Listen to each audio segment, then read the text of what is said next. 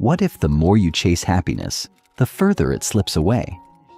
In this audiobook, discover the backwards law, the paradox that reveals how letting go is the key to true freedom.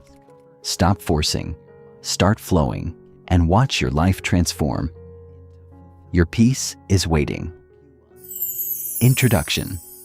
Welcome to a journey unlike any other, a path that will challenge everything you've been taught about achieving happiness, success, and control. Imagine this. You're sprinting down a road, your eyes fixed on a distant goal. Every step you take seems like progress, but with each stride, the goal remains just as far away as it was when you first started.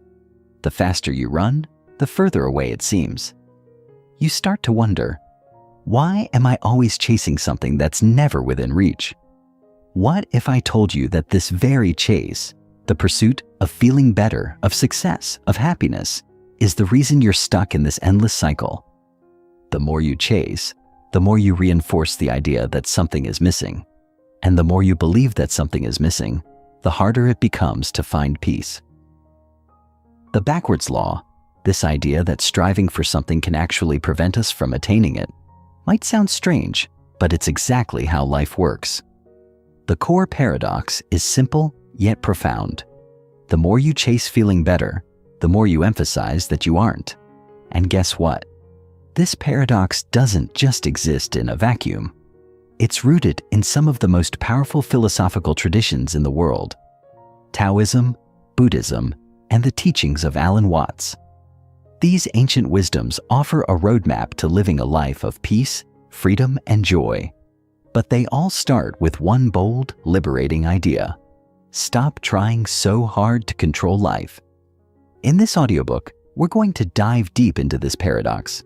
We'll explore how trying to control life actually leads to less control, less peace, and less satisfaction. We'll unravel the psychological and philosophical roots of the backwards law, blending wisdom from East and West to create a practical guide for navigating the twists and turns of modern life. You'll learn why the more you force, the further you get from what you truly want. And you'll discover how letting go, embracing stillness, and trusting the flow of life can lead you to the freedom and fulfillment you've been seeking. Here's the catch. This isn't a quick fix. This isn't about a simple life hack that will make everything better overnight. It's not a quick fix method that promises you'll feel better in 5 minutes. No, this is a transformative journey, a shift in mindset that will change the way you look at yourself, your goals, and your entire approach to life. By the end of this journey, you'll understand why doing less is often the most powerful thing you can do to live a truly fulfilling life. So, are you ready to break free from the cycle of striving and start living life the backwards way? If you're tired of running on that endless treadmill of dissatisfaction, you're in the right place. Buckle up. It's time to explore a new way of being. Let's dive in. Absolutely. Here's part 1 of Chapter 1, The Backwards Law Explained from Your Audiobook. The Backwards Law. Stop trying and let the universe respond. This part stays focused on the first subtopic. What is the backwards law? And begins laying the philosophical and emotional groundwork in a calm, deeply human, and helpful tone.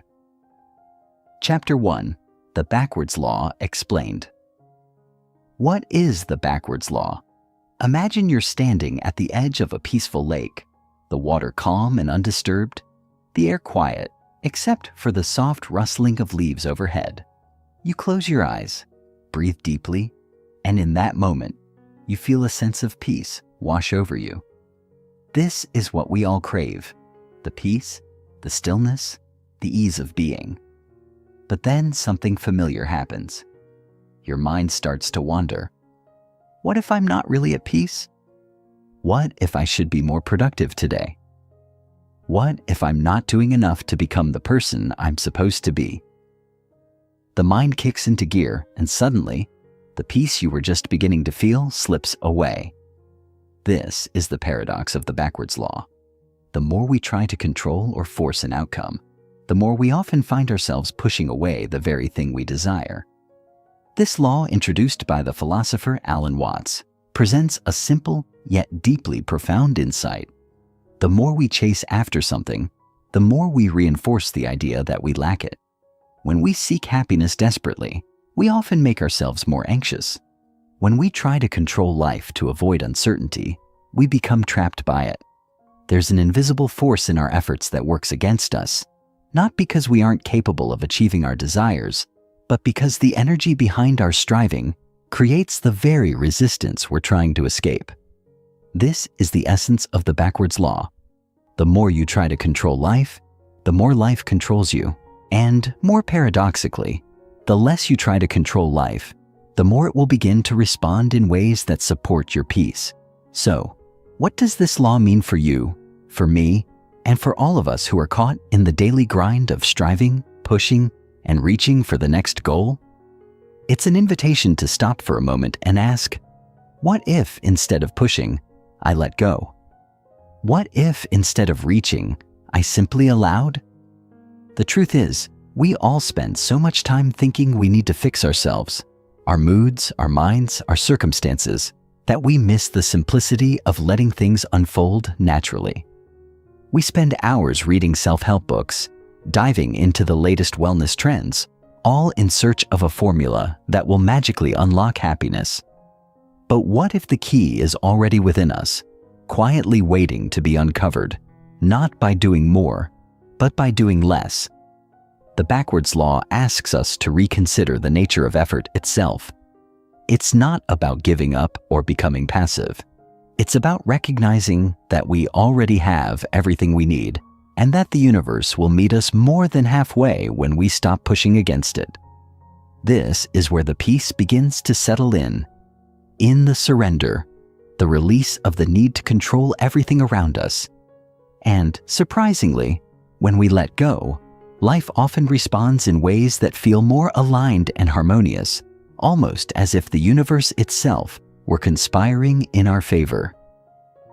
Alan Watts and the Roots of the Paradox. Alan Watts, a British philosopher, was one of the first to articulate this paradox in a way that resonated deeply with Western audiences. In his many talks, he explored the nature of the self and how our constant striving only creates separation from the present moment. Watts often spoke about the need to let go of the illusion of control, of the ego-driven belief that we must manipulate everything to fit our vision of the world. He argued that life doesn't need to be wrestled with or conquered. Instead, it needs to be danced with, embraced with a sense of surrender and acceptance. In his teachings, Watts frequently referred to the concept of the Tao, a central idea in Taoism, which suggests that life flows naturally, like water in a stream, and it is our resistance to this flow that creates suffering. The Tao is not something that can be fought or mastered. It is something that can only be observed, appreciated, and followed. This idea resonates deeply with the backwards law. The more we fight life, the more it resists. The more we let go, the more life flows with us. Watts often illustrated this point with a simple analogy. Imagine trying to catch a butterfly by chasing it. The harder you chase, the more it eludes you. But if you sit still, patiently, and let the butterfly come to you, it will eventually land on your shoulder. This is not about passivity. It's about intention without force, desire without grasping.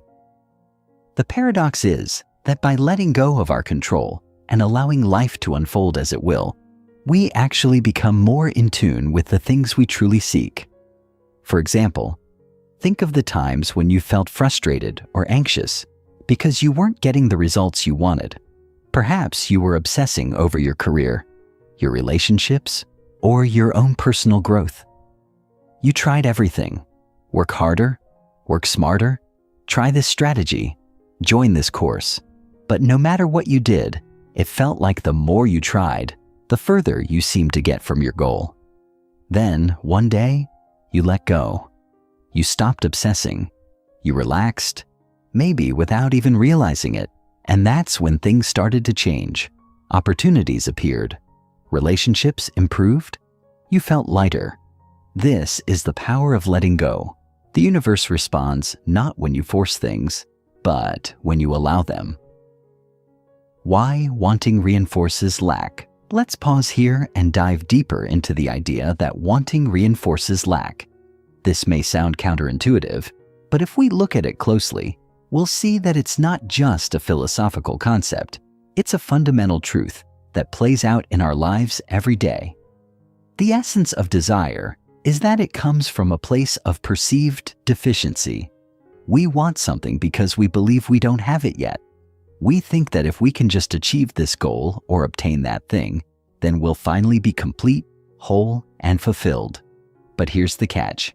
As long as we are in pursuit of that thing from the standpoint of lack, we are constantly affirming that we are not enough as we are.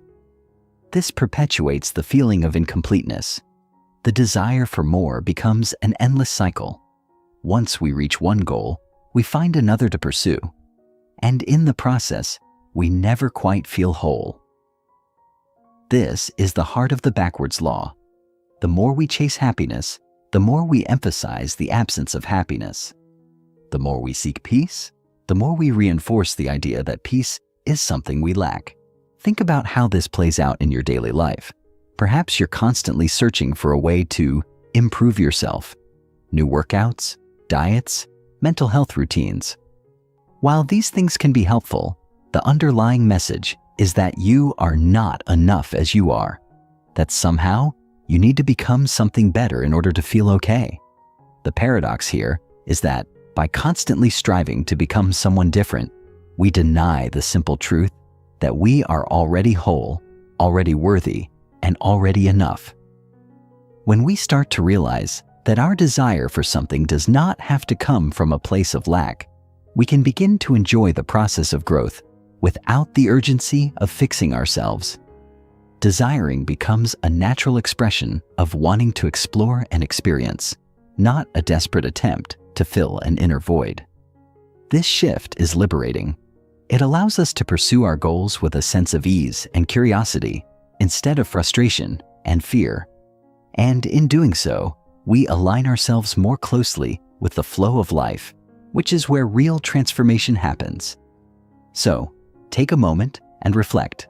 What are you chasing right now? What is the desire behind your efforts? Are you running towards something because you feel incomplete? Or are you moving toward it because you're already whole and simply want to explore? This first chapter is just the beginning of understanding the backwards law in its full depth. It's an invitation to pause, reflect, and start recognizing the ways in which our desire and our efforts can sometimes pull us further away from the peace and wholeness we seek. The journey ahead will show us how to embrace life's natural flow, to trust that the universe will meet us halfway when we let go of our need to control. Chapter 2. The Chase That Never Ends. The Pursuit of Happiness as Suffering. We all know what it feels like to chase after something we believe will bring us happiness. Whether it's a new job, a new relationship, or the next step in our personal development, we are often convinced that happiness lies just around the corner, waiting for us to reach it. And so we run. We sprint through life, constantly moving from one goal to the next, thinking that once we achieve it, once we've arrived at that coveted place, we will finally feel content. But what if this pursuit, the very act of chasing happiness, is itself the source of the suffering we're trying to avoid?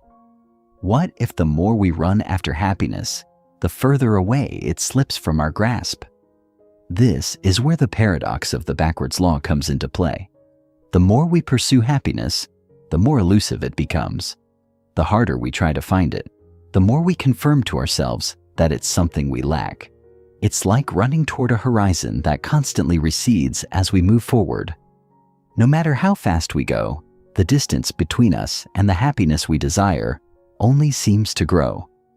But when we stop chasing, when we cease the frantic striving and simply let ourselves be, we find that happiness often shows up in the most unexpected of ways, as if it was always there, just waiting for us to notice. Consider the countless times you've set a goal, believing that achieving it would be the key to your happiness. Perhaps you thought that getting a promotion would bring you the sense of accomplishment you've been yearning for, or that traveling to an exotic destination would provide the peace and relaxation you crave. Yet, after achieving these goals, after ticking off the boxes on your to-do list, did you feel the way you thought you would? Did the happiness last?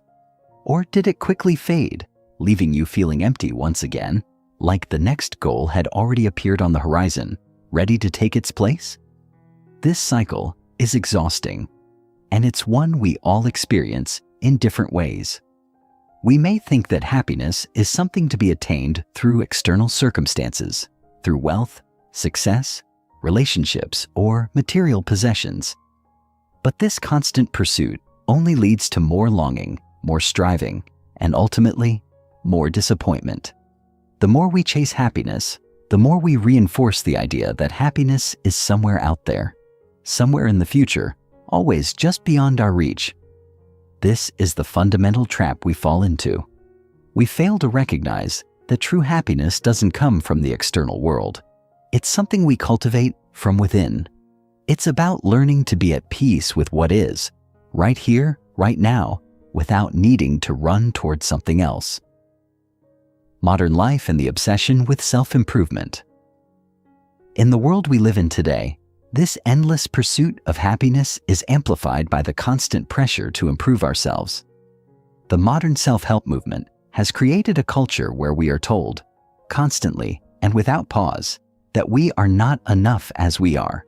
We are bombarded with messages that suggest if we just work harder, become more productive, change our diets, exercise more, read more books, meditate more, or hustle more, then we will finally reach that elusive state of happiness. But have you ever noticed how, despite all the self-improvement tips and life hacks, the pursuit never seems to end? The goals just keep coming, and with each new step forward, we feel the weight of the next achievement pressing down on us. This obsession with self-improvement can be both motivating and draining. On one hand, striving to be better is a natural part of growth. But on the other hand, the constant drive to improve can become a trap. It can make us feel that who we are right now is not enough, and that we must constantly be changing, fixing, or becoming someone different in order to find peace or fulfillment. This constant striving can leave us feeling like we're on a hamster wheel, always running, but never really getting anywhere. In a way, the obsession with self-improvement mirrors the very same pattern we see in the pursuit of happiness. We chase the idea of becoming the best version of ourselves, believing that once we reach that idealized state, we will finally be content. But the paradox is this: the more we focus on improving ourselves, the more we reinforce the idea that we are broken, that we need fixing.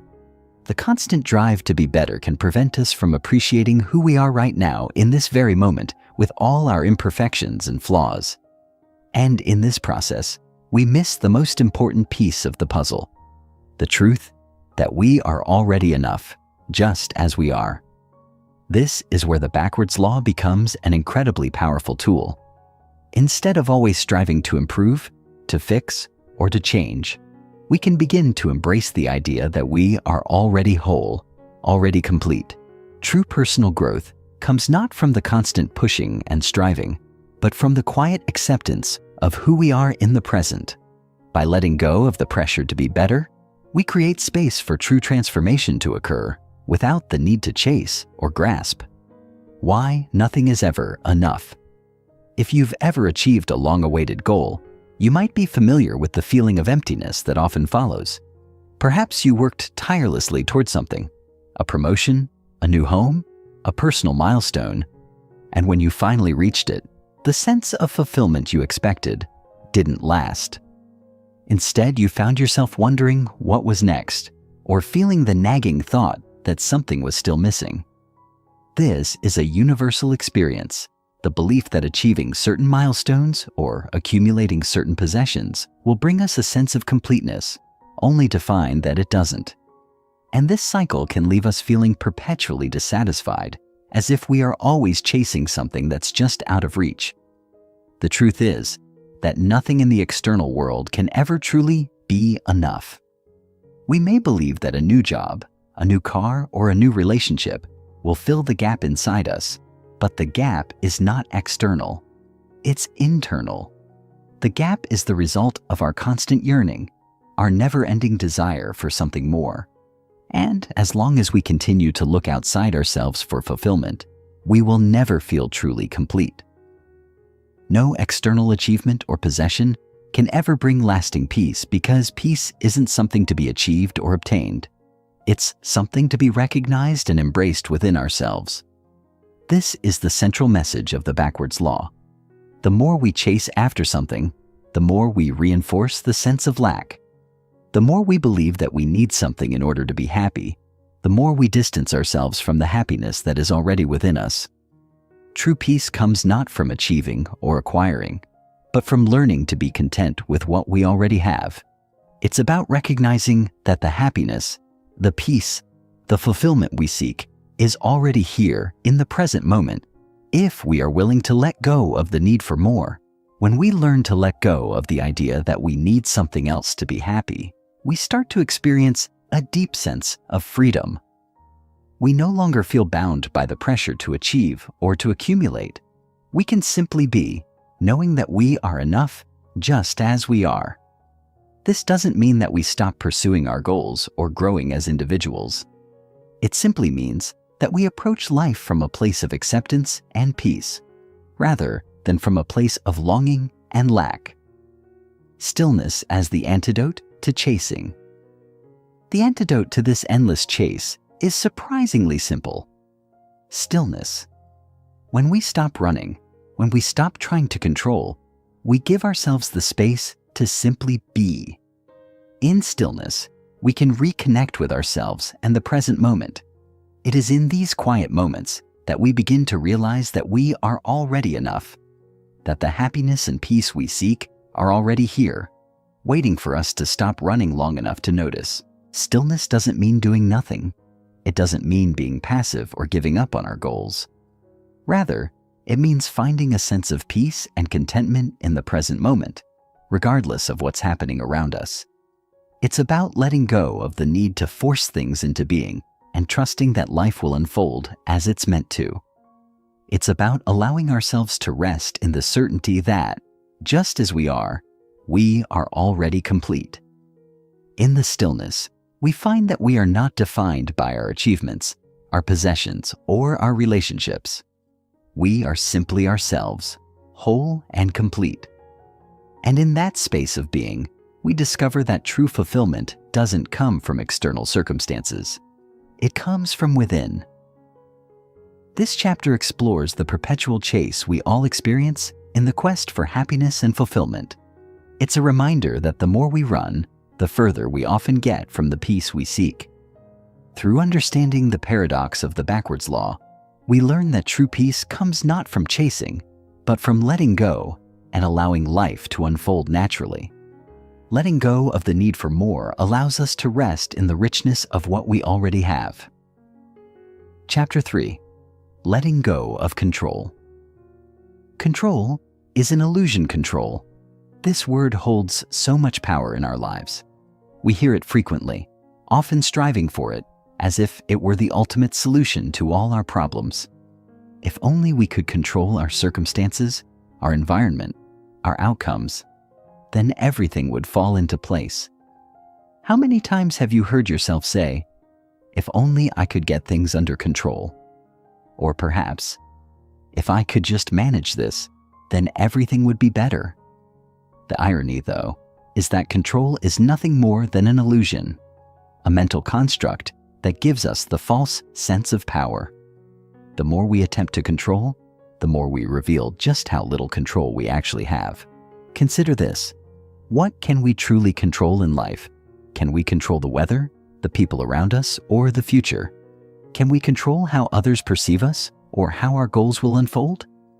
The answer, of course, is no.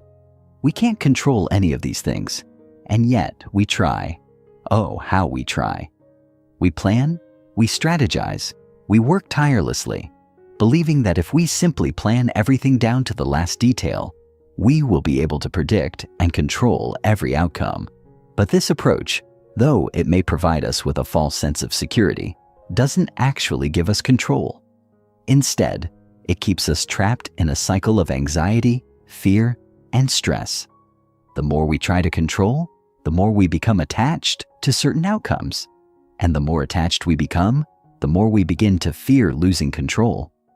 This fear of losing control leads to even more desperate attempts to manage every aspect of our lives, which in turn leads to more anxiety and more stress. It's a vicious cycle. This is the paradox that the backwards law exposes. The more we try to control life, the more life slips through our fingers. It's like trying to hold onto water. The tighter we grip, the faster it escapes. At its core, the illusion of control is a reflection of our deep-seated need for certainty. We want to know that things will turn out the way we hope. We want to feel secure and safe, and control feels like the only way to create that safety. But true security doesn't come from control. It comes from trust. Trust in ourselves, trust in the process of life, and trust that, even when things don't go according to plan, we can still find peace. The more we let go of our need for control, the more we allow life to unfold naturally, without the constant grip of anxiety and fear.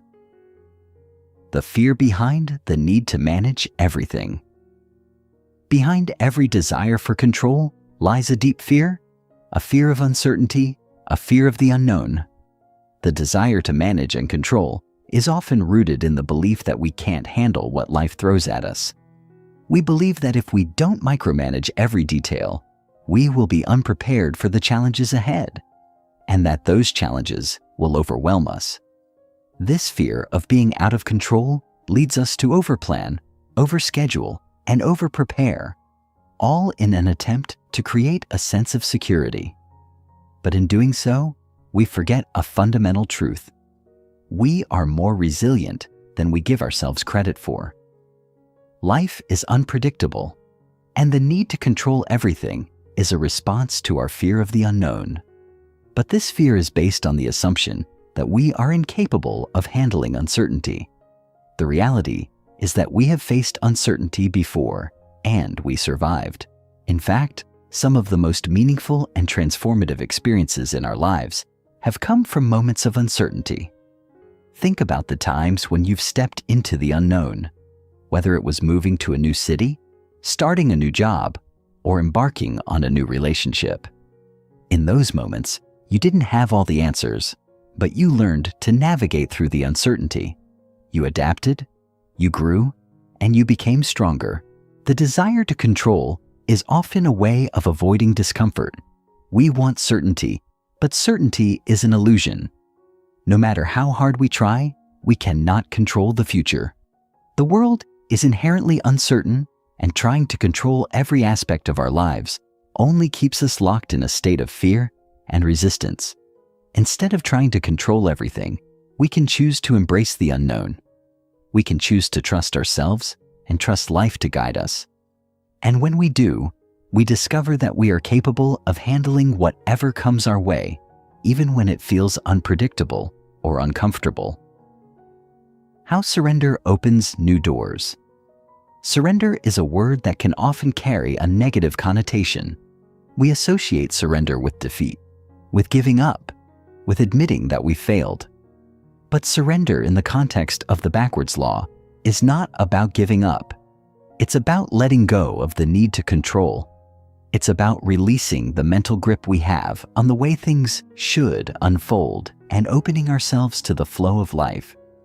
When we surrender, we allow ourselves to trust in the process, to trust that things will unfold as they are meant to, even if we don't have all the answers. And in this surrender, we create space for new opportunities, new ideas, and new experiences to emerge. Think about a time when you were trying desperately to control a situation. Maybe it was a project at work, a relationship, or a personal goal. The more you pushed, the more it seemed like the universe was pushing back. But then, at some point, you may have reached a breaking point. You may have realized that you couldn't control everything, and in that moment, you let go. You surrendered. You stopped forcing and started allowing. And suddenly, things started to shift. Doors that were previously closed began to open. Opportunities appeared. The very thing you were trying to control began to move in the direction you had hoped for, but in a way that you never could have predicted. Surrender is not passive. It's an active decision to stop resisting.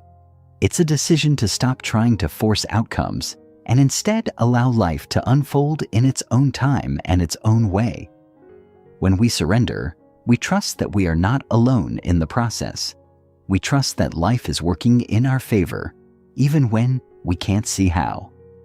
This is the paradox at the heart of the backwards law.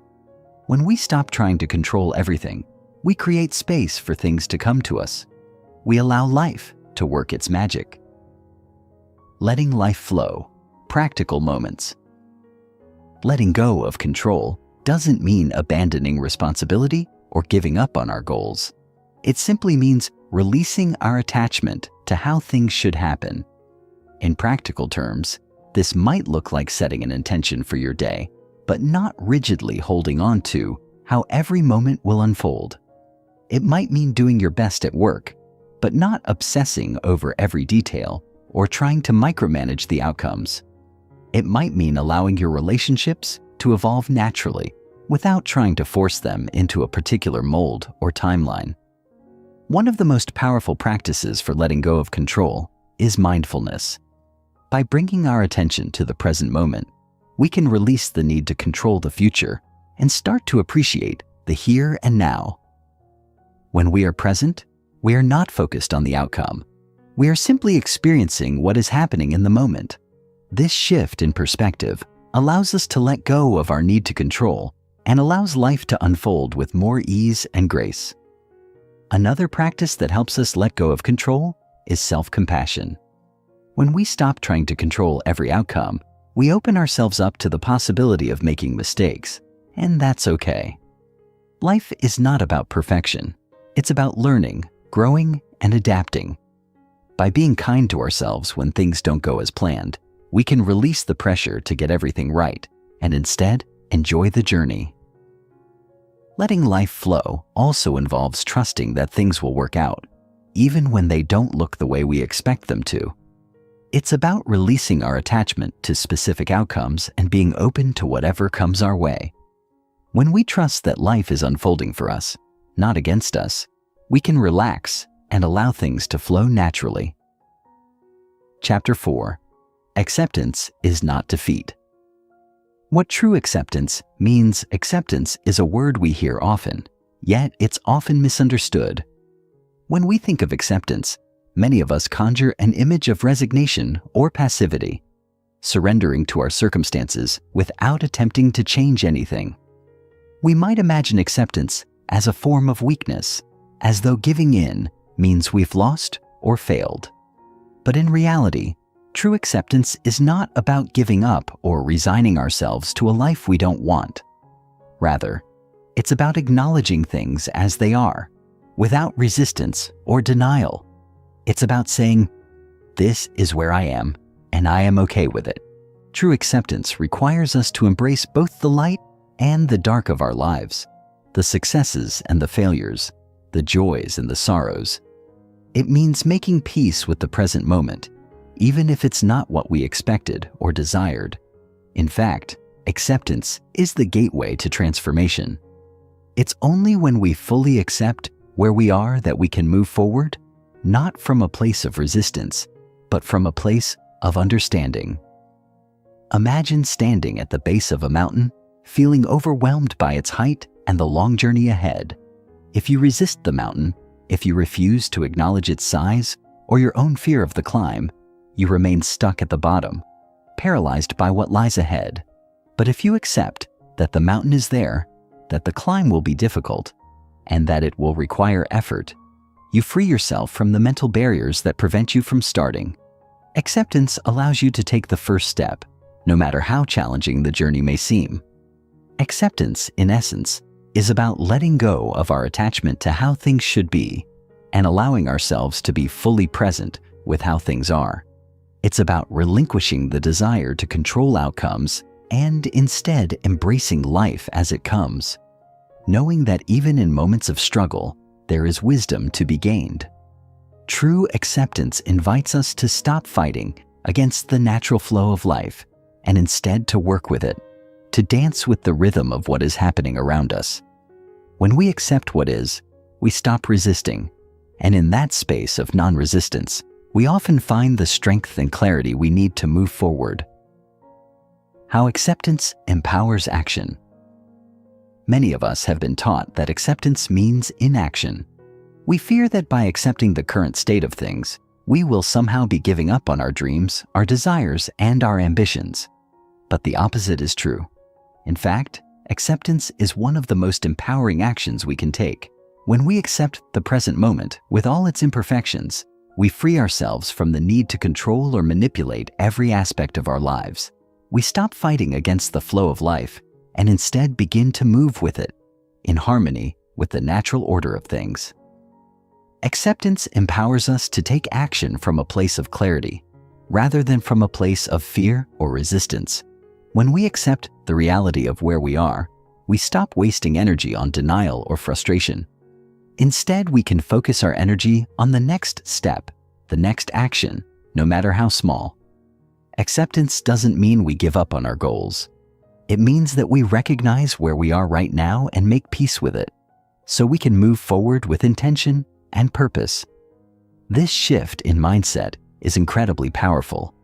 It allows us to release the weight of expectation, the pressure to constantly perform, and the fear of failure. Acceptance opens up space for creativity and innovation as we stop trying to force outcomes and start allowing ourselves to be guided by the flow of life. It's in this space of acceptance that we often find the clarity and motivation we need to take meaningful action.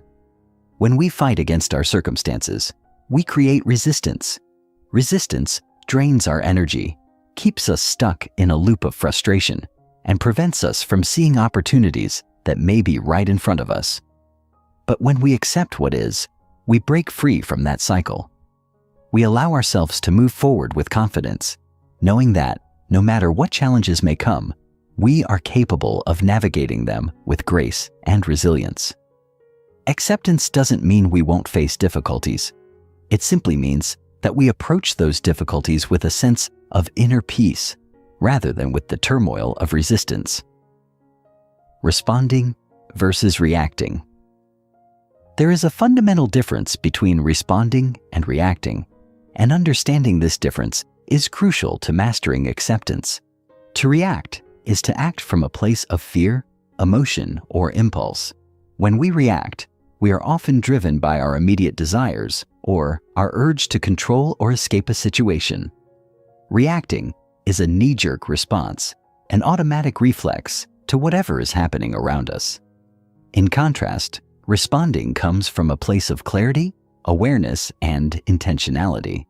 It's a conscious choice, made from a place of inner calm and acceptance. Think about a time when something didn't go as planned. Maybe it was a misunderstanding with a friend, a missed opportunity at work, or a personal setback. When we react to these situations, we often act out of emotion, anger, frustration, fear, or disappointment. Our reactions are often based on assumptions, past experiences, or a desire to avoid discomfort. We may say things we don't mean or make decisions we later regret, simply because we didn't take the time to pause and consider our response. On the other hand, when we respond, we take a moment to breathe, to center ourselves, and to accept the situation as it is. We don't fight against it. Instead, we acknowledge it, allowing ourselves to feel whatever emotions arise without being controlled by them. Responding from a place of acceptance gives us the power to make thoughtful decisions, to choose our words wisely, and to take deliberate actions that are aligned with our values and goals. When we learn to respond rather than react, we take back control of our lives. We no longer let external circumstances dictate our emotions or actions. Instead, we choose how we engage with the world around us. Acceptance is the foundation of this shift. By accepting our present situation without judgment or resistance, we create the mental space to respond with clarity and wisdom. We stop being swept away by our impulses and start making decisions that serve our highest good. Emotional alchemy, transforming pain. Pain is an inevitable part of life, whether it's emotional pain from a difficult breakup, physical pain from an injury, or existential pain from questioning our purpose. We all face challenges that test our limits. But what if we could transform that pain into something more? What if we could turn our struggles into opportunities for growth and healing? This is the practice of emotional alchemy, the art of transforming pain into wisdom.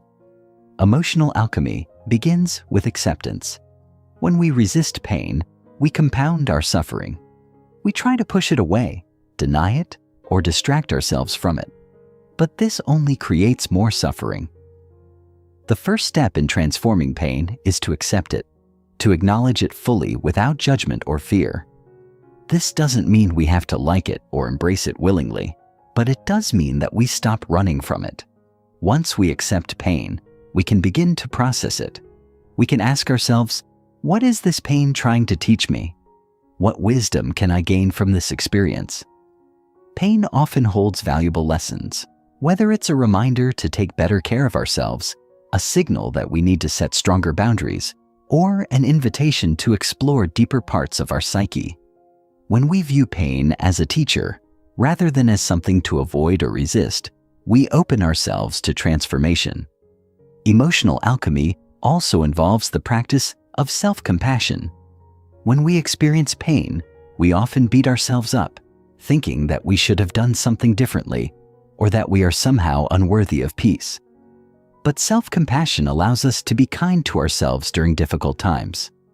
It allows us to treat ourselves with the same love and understanding that we would offer a close friend in a time of hardship. Through self-compassion, we can transform pain into healing, growth, and resilience. Pain is an inevitable part of life, but it doesn't have to define us. By practicing acceptance and emotional alchemy, we can turn our pain into a source of strength. We can learn to navigate the storms of life with grace, knowing that, just like the weather, pain will eventually pass. And when it does, we will emerge stronger, wiser, and more resilient than before. This chapter delves into the power of acceptance, showing how it can transform our experience of life. It's not about resignation, but about making peace with the present moment, which empowers us to act with clarity rather than react impulsively. Through acceptance, we not only find inner peace, but also the strength to transform pain into wisdom and growth. Chapter 5. The Ego's Obsession with More, the Identity Built on Lack.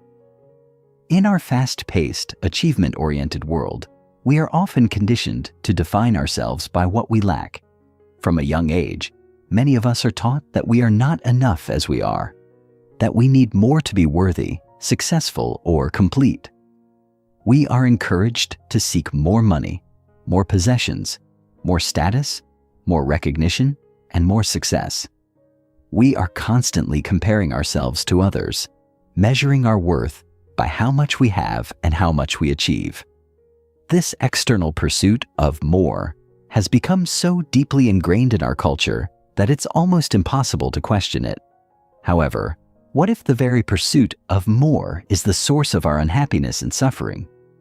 The problem with this obsession with more is that it creates a false sense of self, an identity built on lack. We start to believe that we are only valuable or worthy if we are constantly accumulating or achieving. Our sense of identity becomes tied to external markers, what we have, what we do, and how we are perceived by others. This keeps us trapped in a cycle of endless striving, always chasing after the next thing that will make us feel whole. But no matter how much we accumulate, it's never enough. This is the paradox of the ego. The more we try to fill the perceived emptiness, the more empty we feel. At the core of this identity built on lack is the belief that we are incomplete, that something is missing. This belief drives us to seek fulfillment outside of ourselves, believing that the right job, the right relationship, the right possessions, or the right achievements will finally make us feel whole. But in truth, nothing external can ever truly fill that void. We can accumulate all the success, wealth, and recognition in the world, but it will never be enough because the void is not something that can be filled from the outside. It is a deeper, more fundamental sense of disconnection from ourselves. The ego thrives on this sense of lack. It creates a narrative that we are incomplete, that we need something more to be whole. This narrative keeps us on a never-ending treadmill of striving and seeking, always looking for the next thing that will give us validation and a sense of worth. The more we believe this story, the more we distance ourselves from our true selves, the part of us that is already complete and whole. This is where the paradox of the backwards law comes into play.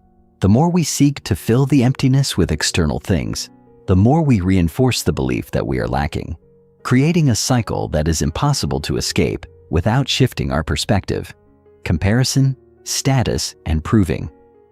Another key aspect of the ego's obsession with more is the constant comparison to others. In today's world of social media, it's easier than ever to compare ourselves to others, to measure our lives against the carefully curated images of success, happiness, and achievement that others post online.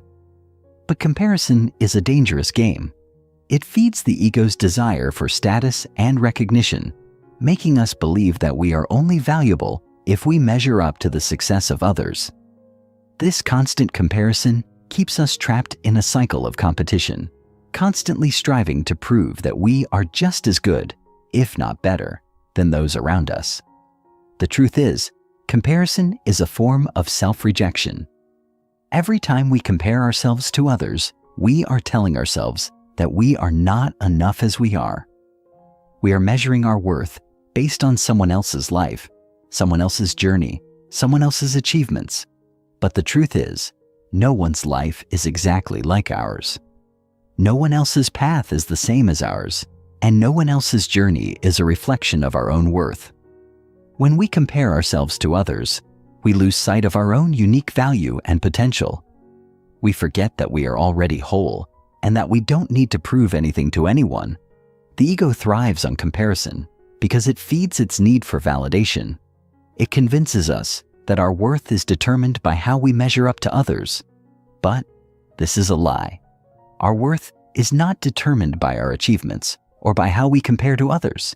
It is determined by our intrinsic value as human beings, by the fact that we are already whole and complete, regardless of what we have or have not accomplished. When we stop comparing ourselves to others and start embracing our own unique journey, we free ourselves from the ego's grip and begin to live authentically. Proving ourselves is another manifestation of the ego's obsession with more. We constantly feel the need to prove our worth, whether it's through our achievements, our status, or the validation of others. But this need to prove ourselves stems from a deep insecurity and fear of being seen as inadequate. The more we try to prove our worth to others, the more we reinforce the belief that we are not enough without external validation. We become trapped in a cycle of seeking approval, constantly looking for outside recognition to fill the void within. But when we let go of the need to prove ourselves, we free ourselves from the ego's grip. We stop looking for validation from others and start validating ourselves from within.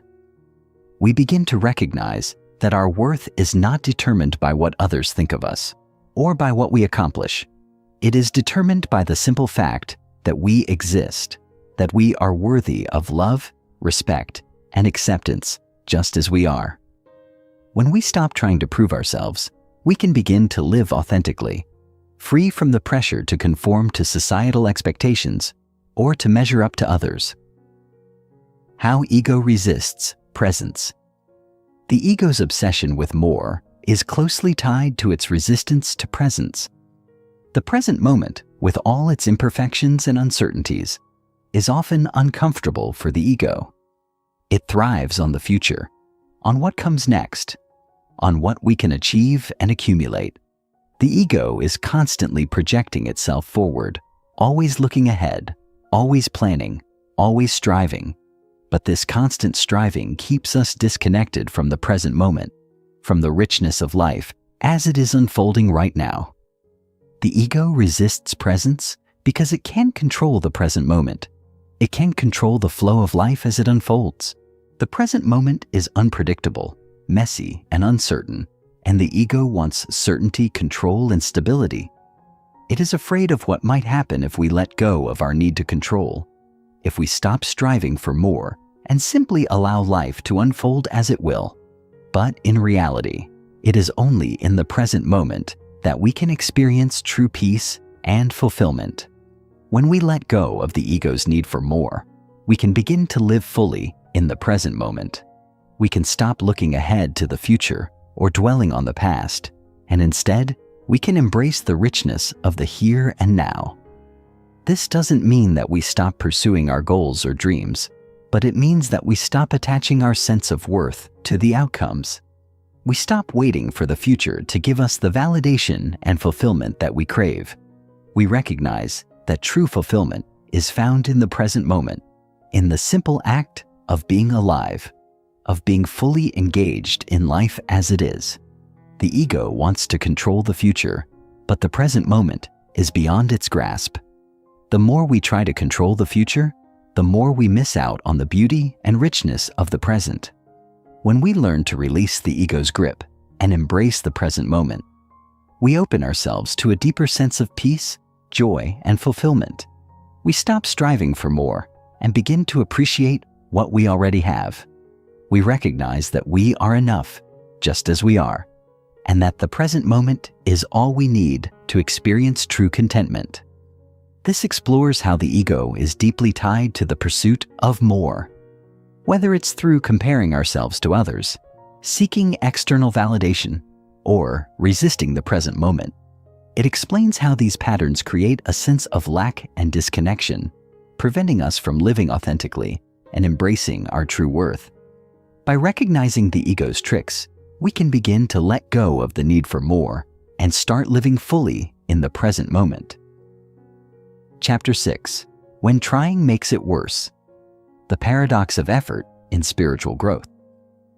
It's a strange paradox. In spiritual growth, the more you try to improve yourself, the further away you may seem to get from the peace you seek. This paradox can be incredibly frustrating, especially in a world that constantly encourages effort and striving. We are taught that success comes through hard work, that growth is the result of effort, and that anything worth having must be earned. Yet, when we apply this mindset to spiritual growth, we often find ourselves running in circles, never quite reaching the stillness or inner peace we are chasing. The more we strive to fix ourselves, the more we reinforce the idea that something is broken in the first place. It's as though the very act of trying to improve creates the sense that improvement is needed, which only keeps us locked in the cycle of striving. This paradox is part of the backwards law. The harder we try, the more we create resistance, and the further we seem to get from the tranquility and peace we desire. It's not that effort is bad in itself. Effort is necessary in many aspects of life. But when it comes to inner peace, excessive striving can lead to tension and frustration. The key lies in recognizing that inner peace cannot be achieved through force, that the path to serenity is not one of continuous pushing, but rather one of letting go. Trying too hard to control the process, to get it right, is itself an act of resistance. When we attempt to force ourselves into a mold, or when we push against the natural flow of life, we create friction, which prevents us from experiencing the very peace we seek. This doesn't mean that we stop working on ourselves or striving for personal growth. It simply means that we shift our approach. Instead of trying to force change through willpower and effort alone, we can learn to let go and allow change to happen naturally. The more we let go of our need to control and force, the more we open ourselves to the possibility of true transformation. We begin to recognize that real growth comes not from pushing against the current, but from aligning with it, flowing with it. The paradox of effort in spiritual growth lies in the realization that sometimes the best way to move forward is to stop trying so hard. meditation and the trap of doing it right. Meditation is often touted as one of the best tools for achieving inner peace and connecting with our true selves. Yet, for many, meditation can become just another arena where effort and striving take center stage. We sit down to meditate with the best of intentions, hoping to quiet our minds, calm our thoughts, and achieve a sense of deep inner peace. But then, the pressure sets in. We start thinking, am I doing this right? Is this how it's supposed to feel? Why can't I quiet my mind? Am I failing? The very act of trying to meditate correctly can create a sense of failure and frustration, making us feel like we are not measuring up. Ironically, this pressure to do it right only prevents us from experiencing the very peace we are trying to cultivate. The trap of doing it right is something many meditators fall into. We become so focused on the outcome, on achieving a perfect meditation experience, that we lose sight of the essence of the practice itself. To simply be present. Meditation is not about achieving a particular state of mind, nor is it about being free of thoughts. It's about being aware of the present moment, without judgment or expectation.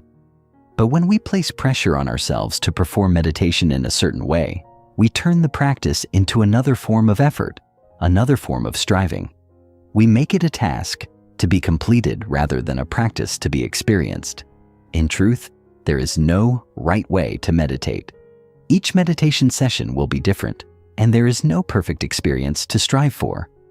The more we let go of the expectation that we must do it right, the more we allow ourselves to simply be present with whatever arises.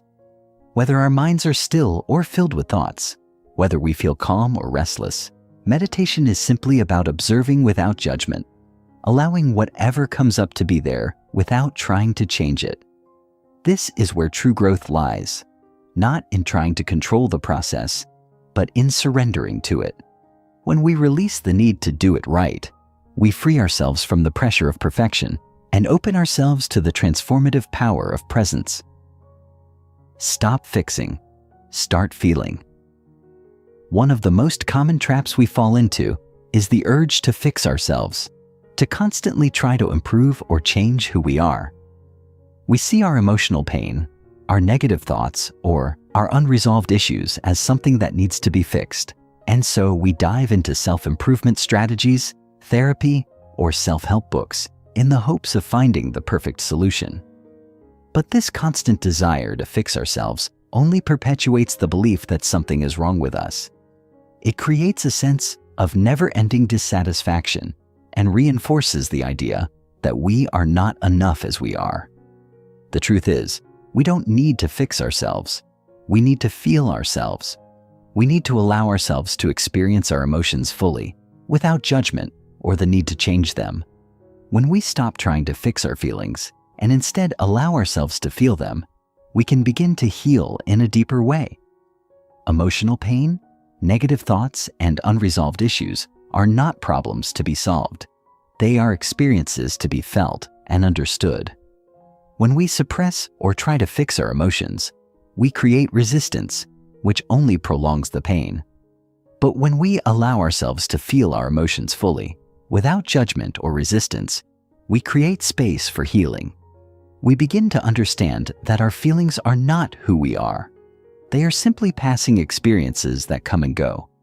When we stop trying to fix them, we stop identifying with them and allow them to flow through us. This shift from fixing to feeling is a powerful practice that can lead to profound transformation.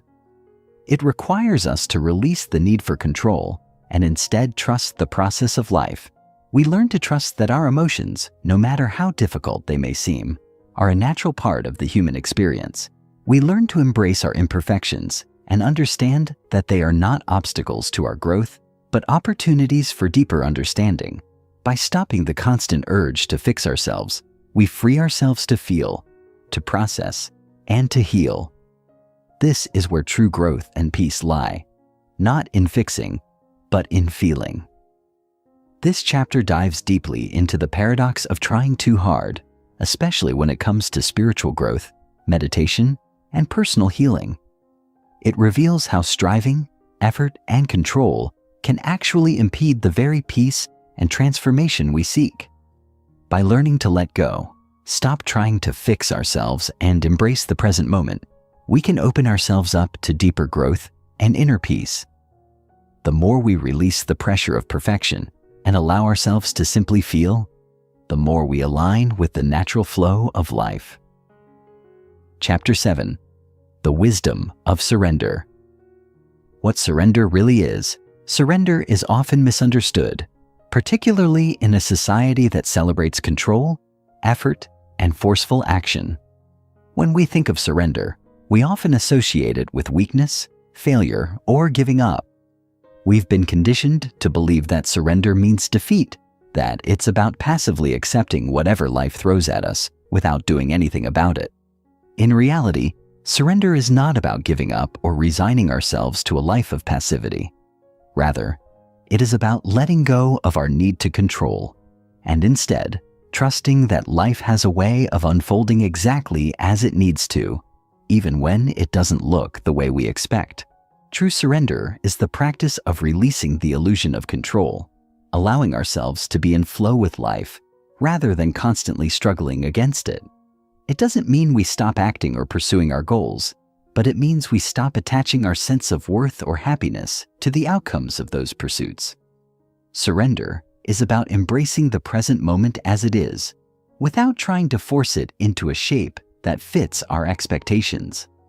It's about trusting that the universe has its own rhythm, its own intelligence, and that we don't always need to control the process to arrive at the right place at the right time.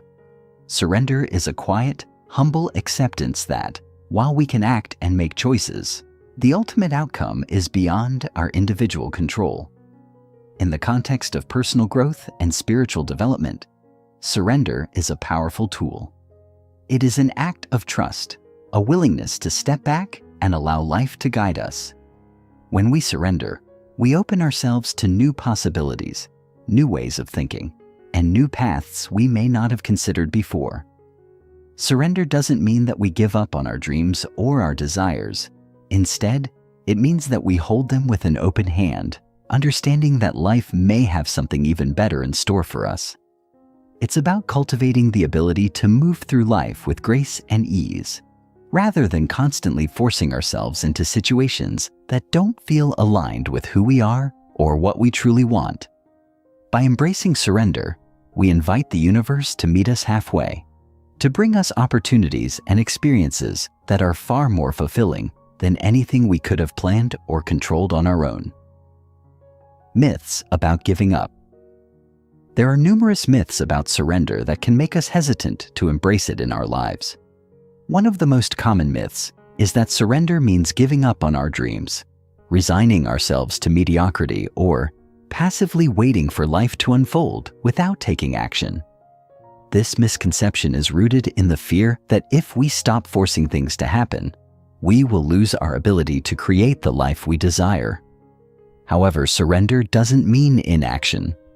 Rather, it means we stop trying to control the outcome of our actions, and we allow ourselves to be guided by something greater than ourselves. It's about aligning with the flow of life, not against it. Another myth about surrender is that it's a sign of weakness or lack of willpower.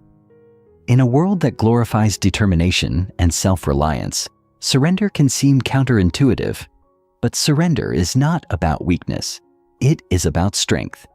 It takes immense courage to let go of control and trust that everything is unfolding as it should. It's an act of inner strength to surrender to the flow of life, even when things are uncertain or uncomfortable. Surrender doesn't mean that we are powerless. It means we are stepping into our power by recognizing that there are forces beyond our individual will that guide the course of our lives.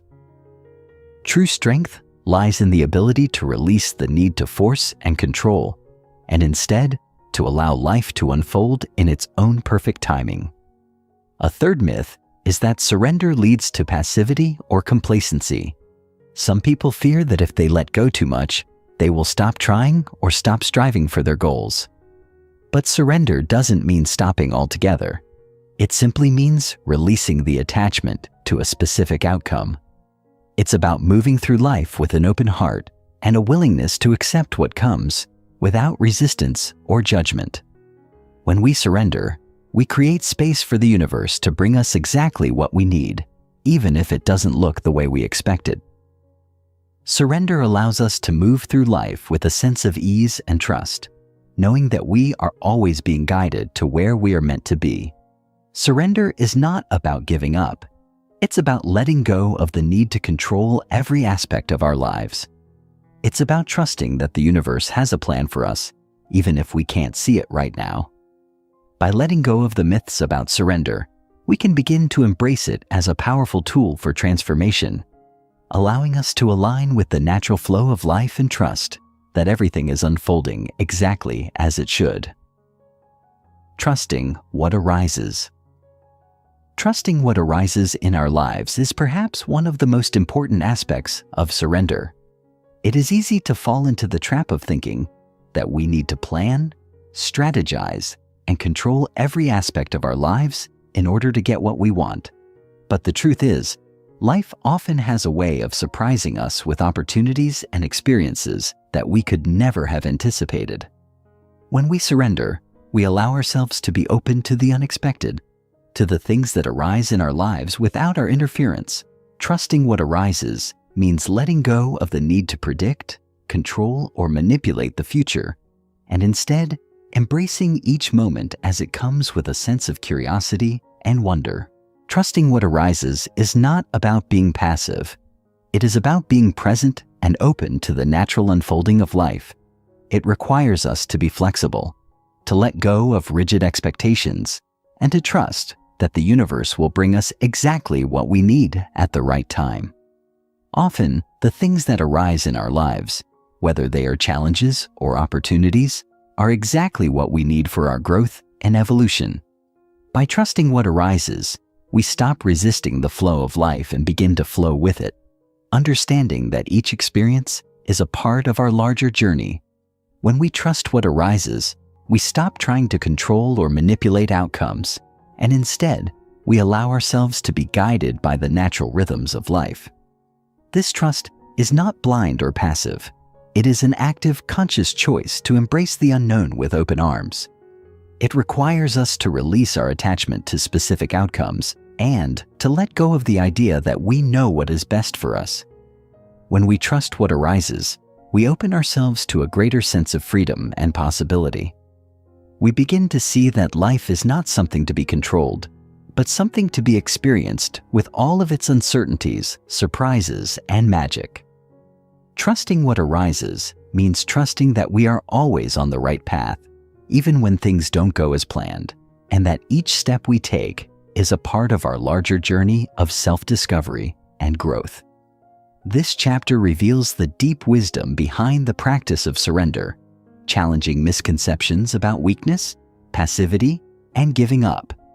It highlights how true surrender is an active, empowering practice that invites us to trust the flow of life, embrace what arises without resistance, and align with a higher universal plan. Rather than forcing outcomes, surrender allows us to step into a space of freedom, ease, and profound inner trust. Chapter 8. The universe responds to stillness. Stillness as a signal. In a world that constantly bombards us with noise, distractions, and demands, stillness can seem like a rare and almost inaccessible state. Yet, it is in stillness that we often find the most profound answers to the questions we have about life, purpose, and ourselves. Stillness is not simply the absence of noise or activity. It is a state of deep presence, where we are fully connected to the moment, free from the pull of our thoughts, desires, and external expectations. When we embrace stillness, we tap into a space where the universe can communicate with us in its most subtle yet powerful ways. In a sense, stillness is a signal that we are open, receptive, and aligned with the natural flow of life. When we slow down, quiet our minds, and enter a state of stillness, we create the space for clarity to emerge. It's as though we are clearing away the clutter that is built up in our minds and hearts, making room for wisdom to rise to the surface. The universe, in all its infinite intelligence, can only respond to us when we are available to receive its messages. When we are constantly moving, striving, or consumed by the noise of life, we miss the subtle guidance that is always present, waiting to be noticed. Stillness is the key that allows us to hear this guidance clearly. It's not about forcing answers or pushing for outcomes, but rather about creating the conditions in which answers can naturally arise. In our daily lives, we may not always realize the importance of stillness. It can seem like a luxury we don't have time for, or we may feel that we must be constantly active in order to achieve success or fulfillment.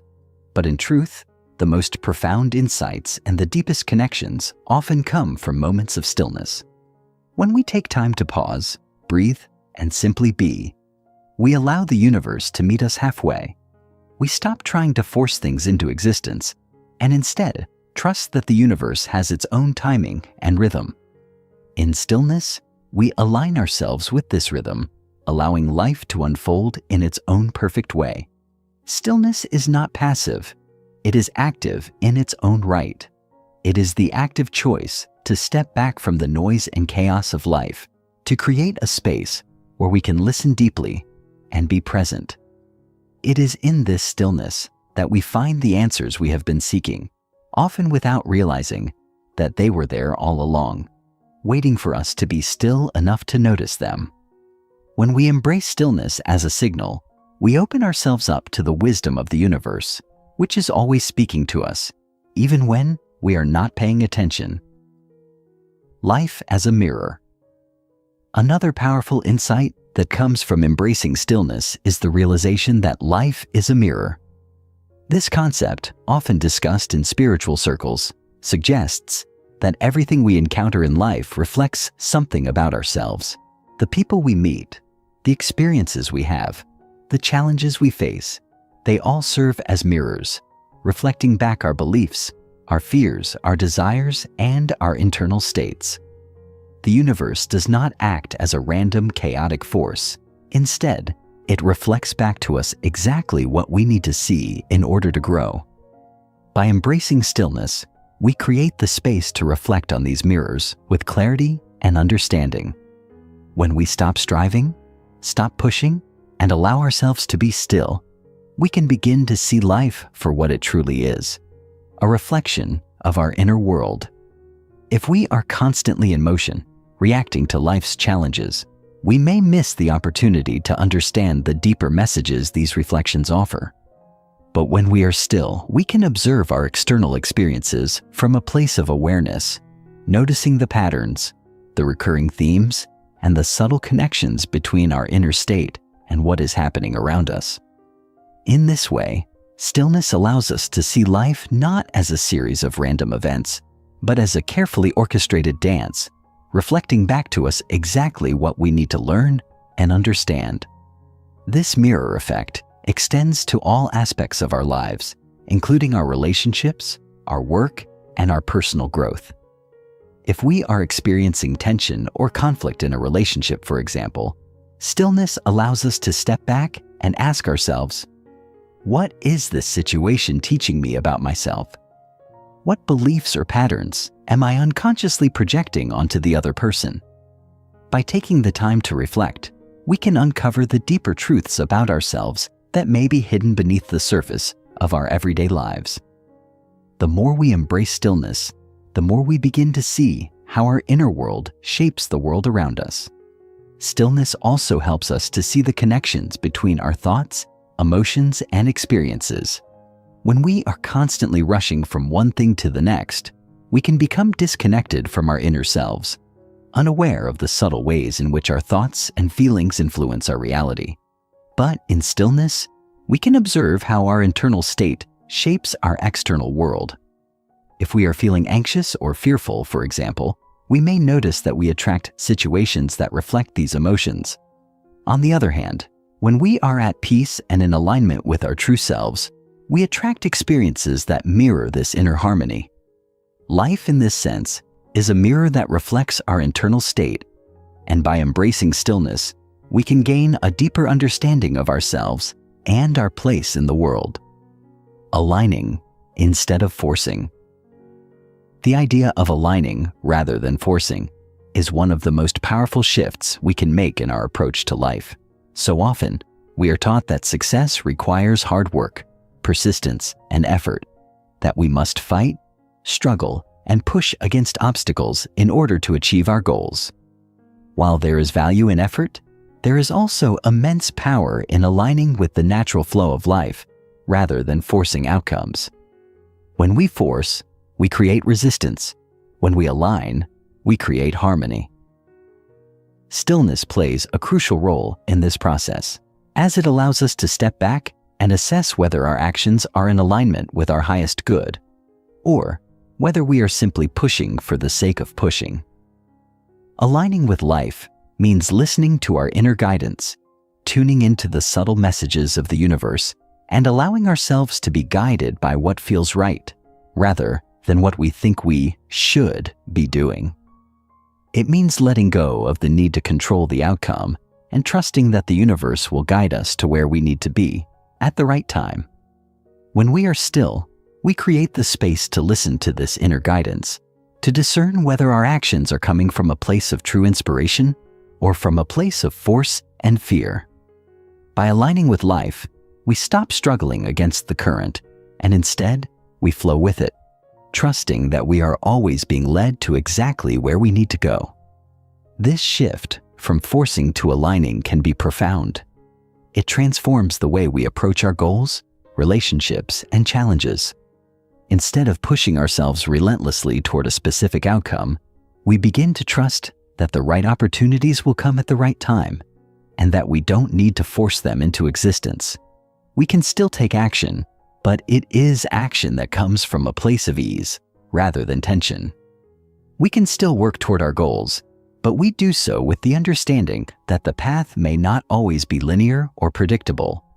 By aligning with the flow of life, we allow ourselves to be guided by something greater than our individual will, creating a sense of ease, peace, and trust in the process. The universe responds to stillness, to alignment, and to trust. When we stop forcing, we create the space for life to unfold in its own perfect way. We allow ourselves to be guided by the wisdom of the universe, rather than pushing against it. In stillness, we find the answers, the clarity, and the peace that we have been seeking. And in alignment, we move through life with grace and ease, trusting that we are always being led exactly where we need to go. Chapter 9. Detachment and Desire, Desiring Without Clinging. At the heart of our struggles with desire is a simple yet profound paradox. We are taught to want things, whether it's success, love, financial security, or recognition. Our desires are the driving forces that push us forward, shaping the goals we set and the actions we take. Yet, at the same time, our desires can become sources of immense stress and suffering, particularly when we are unable to let go of them. The key to unlocking this paradox lies in learning how to desire without clinging, how to long for something without tying our happiness or sense of worth to the fulfillment of that desire. It is not the desire itself that causes pain, but the attachment we place upon it, the belief that we must have what we want in order to be happy or whole. To desire without clinging is to embrace the possibility of wanting without becoming consumed by the need to attain. It is a shift in mindset, a release of the tight grip that often accompanies our desires. When we desire something deeply, it is natural to feel a sense of urgency, a longing to bring that thing into our lives. But when we cling to that desire, when we believe that our happiness is contingent upon its fulfillment, we create a state of internal tension. The very act of clinging generates anxiety, fear, and frustration because we are constantly focused on the lack of what we desire. In these moments, we forget the truth that the world is abundant and that our desires are not finite or fixed. Clinging comes from a place of scarcity, believing that there is only one way for things to unfold, and that unless we achieve our desired outcome, we will not be complete. But when we learn to desire without clinging, we shift our mindset from one of lack to one of abundance. We allow ourselves to want, to yearn, to dream, but we do so with the understanding that the fulfillment of our desires is not the key to our happiness. We are complete in the present moment, regardless of what we have or don't have. The practice of desiring without clinging is not about suppressing or denying our desires. It's not about convincing ourselves that we don't want what we want, or pretending that we don't care. On the contrary, it's about acknowledging our desires and holding them with a sense of openness, rather than a sense of attachment. We allow ourselves to want, but we do so with the understanding that the world is fluid and ever-changing, and that we cannot control the outcome of every situation. In this way, we free ourselves from the suffocating grip of attachment and give ourselves the space to enjoy life as it is, without constantly striving or grasping for something more. The paradox of desire is that the more we let go of the need to have, the more we open ourselves up to receiving. Desire without clinging is a practice of trust. Trust that what is meant for us will come in its own time, in its own way. Healthy detachment versus apathy detachment is often misunderstood as a form of indifference or apathy. We may think that if we detach from something, we are giving up on it, or that we no longer care. But true detachment is not about disengagement or emotional numbness. It is about freedom. Healthy detachment is the ability to remain emotionally balanced and centered, regardless of external circumstances. It's the ability to pursue our desires and goals without allowing them to define us or determine our emotional well-being. Apathy, on the other hand, is a state of emotional shutdown, where we no longer care about anything or anyone. Healthy detachment is the opposite. It's about caring deeply, but not letting our happiness or sense of self be dependent upon the outcome. When we are detached in a healthy way, we are able to fully engage with life, but without becoming overly attached to any particular outcome. We can invest our time, energy, and emotions into our relationships, our work, and our dreams, but we do so with the understanding that the results are not always within our control. Healthy detachment allows us to embrace the flow of life without becoming rigid or obsessed with the need to control it. It's about finding peace and contentment in the process, rather than in the destination. This doesn't mean we are passive or indifferent. It simply means that we are able to stay grounded and peaceful, regardless of whether our desires are fulfilled or not. One of the most powerful ways to cultivate healthy detachment is through mindfulness. By staying present with each moment, we can observe our thoughts and emotions without becoming attached to them. When we notice ourselves becoming attached to a particular outcome, we can gently remind ourselves that the universe has its own timing and that we do not need to force things into existence. Mindfulness helps us stay centered, even in the midst of uncertainty or change. It teaches us that our peace does not come from external circumstances, but from our ability to remain grounded and present, no matter what is happening around us. Through mindfulness, we can practice detachment without falling into apathy. We can care deeply, but with the understanding that our happiness is not dependent on any particular outcome. We learn to love and live fully, without clinging to the belief that things must be a certain way in order for us to be happy. Pleasure, pain, and neutrality. In our pursuit of pleasure and avoidance of pain, we often create an unhealthy attachment to both. We chase after pleasurable experiences, believing that they will bring us happiness, while simultaneously running away from pain, thinking that it is something to be avoided at all costs. But the truth is that both pleasure and pain are temporary, and neither can provide lasting fulfillment. The key to navigating life's ups and downs is to cultivate a sense of neutrality, a state of being where we can experience both pleasure and pain without becoming overly attached to either. Neutrality does not mean indifference. It means being able to experience life fully without being controlled by our emotions or desires. It means being able to enjoy the good times without clinging to them, and to navigate the difficult times without resisting them. When we are attached to pleasure, we constantly seek more, always hoping for the next high or experience to bring us happiness. But no external experience can provide lasting fulfillment. The pleasure we feel in a moment is fleeting, and when it fades, we are left feeling empty or dissatisfied, always searching for the next thing to fill the void. On the other hand, when we are attached to avoiding pain, we resist the natural ebb and flow of life. We fight against discomfort, frustration, or loss, believing that they are to be avoided at all costs. This resistance only creates more suffering because it keeps us locked in a cycle of attachment and aversion. The path to true peace lies in finding neutrality, the ability to experience life without becoming attached to pleasure or averse to pain. When we are in a state of neutrality, we can enjoy the good times without clinging to them, and we can endure the difficult times without becoming overwhelmed by them. We understand that both pleasure and pain are part of the natural flow of life, and we do not need to attach ourselves to either in order to find peace. Neutrality allows us to move through life with grace and resilience. It helps us navigate the challenges we face without being knocked off course by the highs and lows of life.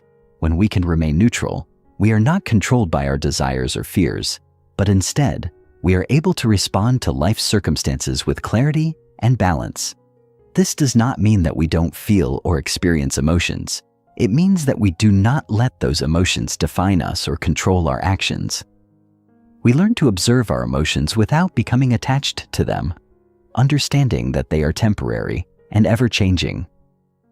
Through neutrality, we can live with greater freedom, knowing that we are not bound by the pursuit of pleasure or the avoidance of pain. We are able to embrace life as it is, with all of its joys and challenges, and find peace in the midst of it all. Chapter 10. Living in the Now. Why the future never arrives. The future is a concept that we often hold on a pedestal, as though it is the answer to everything we desire. We imagine that once we reach the next stage of our lives, whether it's a job promotion, a new relationship, financial security, or even a particular lifestyle, we will finally be at peace. It's easy to believe that the future holds all the answers to our current dissatisfaction. Yet, the more we look forward, the more we miss the present moment. The truth is, the future never truly arrives in the way we imagine. It is a perpetually moving target, always out of reach. And as we spend all of our energy chasing it, we overlook the beauty and peace that exists right here, right now. Living in the present moment is not merely a philosophical idea or a nice concept for mindfulness practitioners. It is the very essence of life itself. The more we chase the future, the more we distance ourselves from what we truly seek: happiness, peace, and fulfillment. The future is always just around the corner, but the reality is that the only time we ever truly have is now. This isn't to say that planning for the future isn't important. Goals, dreams, and aspirations are essential in giving us direction and purpose. But when we become fixated on the idea that the future holds all the answers, we overlook the fact that the journey itself, the steps we take today, are what shape our lives. We live as if the future will finally give us permission to be happy, but we forget that happiness, peace, and contentment are available to us in this moment. The future is a projection of our thoughts, fears, and desires, and because of this, it is always shifting, always changing, always elusive. The present moment, on the other hand, is where our true power lies. It is the only moment we can ever fully experience. The more we cultivate our attention in the present, the more we realize that the future, as we imagine it, is a construct. It is not something that will ever come to fruition in the way we expect. But if we can accept this, we unlock the greatest secret to living a life of peace and fulfillment. By focusing on the present, we stop living in anticipation, which is often a source of anxiety. We stop believing that we need to get somewhere to be happy, to find validation, or to feel worthy. we begin to realize that all of those things are right here within us, in this very moment. The constant chasing of the future only reinforces a sense of lack and urgency, feeding into the illusion that we are not enough as we are. But when we let go of that, we enter into a more peaceful state of being. This doesn't mean abandoning our goals or dreams, but it does mean shifting our perspective so that we can experience the beauty of life as it unfolds. Living in the now requires a deep trust that the present moment is enough, that there is nothing we need to add, no further condition to meet, and no destination to reach in order to be whole. The now as the only portal. If we were to peel back the layers of our minds, we would uncover the truth that the only true moment is now. The past is gone, and the future is yet to come. We often live in a world of regrets about what we should have done or worries about what might happen. Both of these are projections of the mind, and neither exists outside of our thoughts. The past is fixed, a collection of memories and experiences that no longer have a bearing on the present. The future is uncertain, an array of possibilities that have not yet manifested. Neither of these is real, yet we allow them to dominate our minds. The present moment, however, is all we can ever truly know. The now is the only space where life actually happens. It's the portal through which we experience reality. Everything else is a mental construct. It's easy to overlook the now, to let our minds wander toward what's next, or to dwell on what's behind us. We become caught in the illusion that the present moment is mundane or insignificant compared to the grandeur of the future or the importance of the past. But the now is the meeting place between who we are and what we want to become. It's the space in which we can create, feel, connect, and experience life in its fullness. Every moment we spend waiting for the next big thing is a moment we forfeit in experiencing the richness of life as it is. The now is where we are invited to live, to breathe, to act, and to be. It's the only space where our power lies. When we recognize this, we begin to realize that we have all we need right here, right now. Living in the now doesn't mean that we never plan or work toward the future, but it does mean that we approach these actions from a place of grounded presence. Instead of worrying about the outcome or rushing toward the next milestone, we can take each step with full awareness and appreciation for where we are.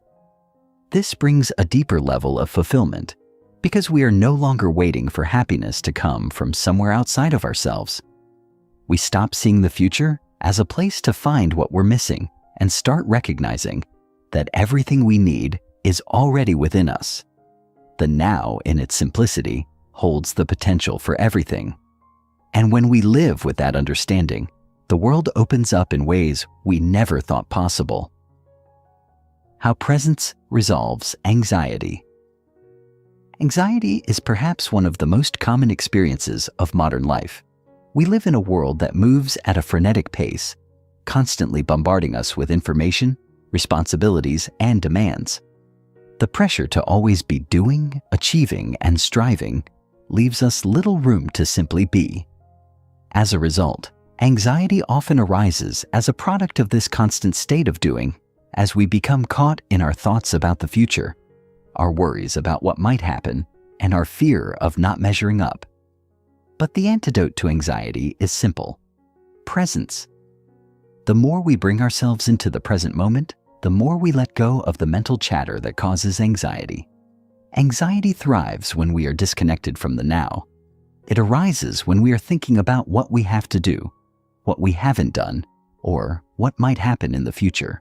But when we become aware of the present moment, when we focus on our breath, our surroundings, and our senses, the grip of anxiety loosens. The mind becomes quieter, and the body relaxes. Presence allows us to meet each moment as it comes, without the need to control or anticipate. It helps us to move through life with more ease and grace, reducing the constant tension that arises from fear and uncertainty. When we are fully present, we are no longer at the mercy of our anxious thoughts. We begin to realize that most of our anxieties are based on things that are not real. They are projections of the mind, stories that we tell ourselves about what might happen or what could go wrong. But in the present moment, those fears don't exist. There is only what is. And what is, in most cases, is perfectly manageable. By learning to focus on the present, we can transform our relationship with anxiety. We no longer have to chase after future solutions or escape into the past. Instead, we can meet each moment with clarity, presence, and a sense of calm. Presence is a practice, one that requires patience and consistency. It's about gently bringing ourselves back to the now again and again whenever we find ourselves lost in thoughts of the future or past. It's about creating space for the present moment to unfold without resistance, without the need to control or fix. And in doing so, we create a foundation of peace within ourselves. Anxiety no longer has the power to dictate our lives. We learn to sit with discomfort, knowing that it is temporary and that we have the capacity to handle whatever comes our way. The more we practice presence, the more we experience the world as it is, without the filter of fear and worry. We discover that peace is always available to us, right here and right now. Chapter 11, Non-Resistance as Power Resistance Creates Friction. Resistance is a powerful force in our lives, often working silently behind the scenes, shaping our actions and thoughts without us even realizing it. When we resist, we engage in a silent battle with life, pushing against the natural flow of events. It manifests in countless ways: resisting emotions, resisting situations, resisting the present moment. Every time we try to control what is happening or what might happen, we create friction in our minds and bodies. Resistance feels uncomfortable. It is the internal tension we experience when we fight against reality, when we wish things were different than they are. It is the anger we feel when we are stuck in traffic, the frustration when things don't go according to plan, and the anxiety that arises when we try to control outcomes. But here's the truth. Resistance only intensifies our suffering. It traps us in a cycle of dissatisfaction and pain, because life, by its very nature, is fluid, unpredictable, and constantly shifting. Imagine holding a rock in your hand and pressing your palm down on it. The harder you press, the more resistance you feel until your hand aches with the effort. This is what happens when we resist life. We create unnecessary tension, both mentally and physically, trying to force things to be a certain way. Yet, in doing so, we miss the point of what it means to live. Life is not meant to be forced or manipulated. It is meant to be experienced, felt, and allowed to unfold naturally. Resistance doesn't change the outcome. It doesn't make the situation any better. It only drains us of our energy, making us feel powerless. It causes us to fight against the flow of life, creating unnecessary obstacles that only serve to make us more tired, more frustrated, and less connected to the present moment. The truth is, resistance is often an illusion. It's our minds trying to control the uncontrollable. It's our egos trying to impose order on a chaotic world. And in the process, we lose sight of the simplicity and beauty of life as it is. Letting go of resistance, on the other hand, brings a profound shift in our experience. When we stop fighting against what is, we stop creating friction. We stop forcing things to fit into our narrow idea of what should be. Instead, we open ourselves up to the natural flow of life, allowing ourselves to be carried by it, trusting that everything is unfolding as it should. This doesn't mean that we stop making choices or taking action. It means that we stop trying to control the outcomes and stop fighting the challenges that come our way. It means we embrace life with an open heart, accepting it as it is and responding to it with grace and wisdom. Non-resistance is a form of power that is quiet but deeply transformative. It's the power of acceptance, of surrender, and of trusting the natural rhythms of life. When we stop resisting, we stop draining ourselves of energy. We begin to feel more peaceful, more centered, and more in tune with ourselves and the world around us. Flow as a natural state.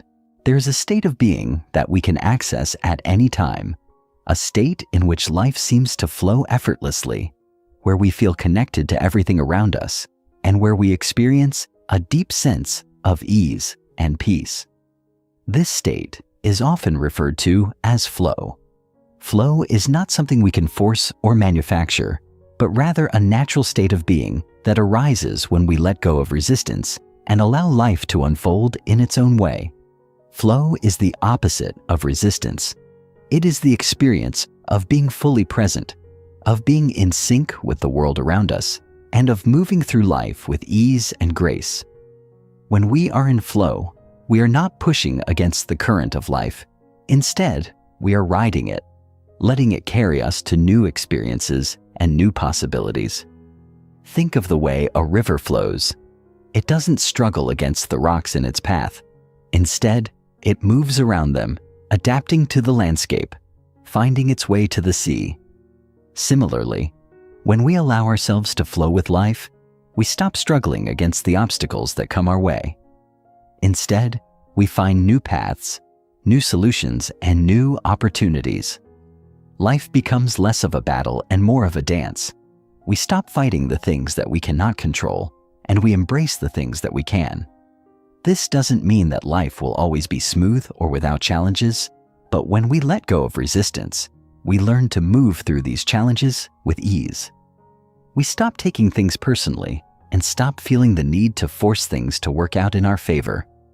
Instead, we allow ourselves to respond to each moment as it arises, trusting that the next step will reveal itself when the time is right. Flow is a state of deep trust in the process of life. It's the recognition that we don't have to force things to happen. We simply have to be present and allow them to unfold. When we are in flow, we become more creative, more intuitive, and more connected to our inner wisdom. We begin to make decisions based on what feels right, not on what we think we should do or what others expect of us. We start to let go of the need for external validation and begin to trust ourselves more fully. Flow is a state of alignment. It's when we are in tune with our true selves, with our desires, and with the world around us. We stop resisting what is, and we start embracing it. We become more adaptable, more resilient, and more open to the flow of life. As we let go of resistance, we begin to realize that we are part of something much larger than ourselves. We are part of the natural flow of life, and when we trust that flow, we unlock the full potential of our lives. The power of yes to what is non-resistance is not about passivity or resignation. It's not about giving up or allowing life to simply happen to us. It's about saying yes to what is. It's about accepting life as it comes, with all of its unpredictability, imperfection, and challenge. Saying yes to life is a powerful act of surrender. It doesn't mean that we agree with everything that happens, or that we don't feel pain or frustration. It means that we stop fighting against reality and start embracing it with open arms. When we say yes to life, we are no longer trying to control it. We stop resisting, and in doing so, we open ourselves to new possibilities and new experiences. We stop seeing obstacles as problems and start seeing them as opportunities for growth. We stop clinging to expectations and start allowing life to surprise us. Saying yes to what is doesn't mean we have to like everything that happens. It means that we are willing to accept it and work with it rather than against it. It's about trusting that life, even in its challenges, has something to teach us. Every moment, no matter how difficult, is an opportunity for growth and learning. When we say yes, we are opening ourselves up to these lessons. We stop resisting and start learning to flow with the changes that life brings. The power of yes lies in its ability to release us from the burden of control. When we let go of the need to control everything, we free ourselves from the anxiety and stress that come with it. We create space for life to unfold naturally, knowing that whatever comes our way, we are capable of handling it. Saying yes is an act of faith. It's an acknowledgement that life is not something we have to force, but something we get to experience. And when we say yes to life, we say yes to our own growth, our own evolution, and our own peace. Chapter 12. Doing less, being more. In the hustle and bustle of modern life, it often feels like we are caught in a constant race to accomplish more, achieve more, and be more. The world constantly urges us to do more, be more productive, and fill our schedules with tasks and goals. We wear busyness like a badge of honor, believing that the more we do, the more successful and worthy we become. But the truth is, this relentless drive to do more can leave us feeling empty, burnt out, and disconnected from what truly matters. We become so focused on the doing that we forget the importance of being. In our quest for success and achievement, we often lose sight of the fact that doing more does not necessarily lead to greater fulfillment or happiness. In fact, doing more can often pull us further away from the peace and contentment we seek. We rush from one task to the next, constantly striving to check off items on our to-do list, believing that the next accomplishment will bring us the satisfaction we crave. Yet, when we achieve one goal, another one quickly takes its place, and the cycle of striving never ends. We're constantly looking for the next thing to do, the next task to complete, the next milestone to reach. And in doing so, we miss the beauty and fulfillment that comes from simply being present in the moment. The idea of doing less is counterintuitive to the fast-paced, achievement-driven world we live in. But in reality, doing less can actually bring us closer to our goals and desires. It can allow us to rediscover what truly matters, reconnect with our inner selves, and experience life in a more meaningful and fulfilling way. The paradox is that by doing less, we make space for more of what we truly want. More peace, more clarity, more joy, and more connection to the present moment. When we let go of the constant need to do, we free ourselves to simply be. We give ourselves permission to relax, to rest, and to embrace the flow of life as it unfolds. And in doing so, we unlock a deeper sense of fulfillment and satisfaction than any amount of busyness or achievement could ever provide. So, how do we begin to do less and be more? It starts by recognizing that our worth is not tied to how much we accomplish or how busy we are. We don't have to prove ourselves through constant doing. Our value as human beings lies in our inherent worth, in the fact that we exist and are part of this vast, beautiful universe. We don't need to constantly be striving or achieving to feel worthy or fulfilled. The key is to begin shifting our focus from doing to being, allowing ourselves to simply exist without the pressure to perform or meet external expectations. One of the first steps in this process is learning how to slow down.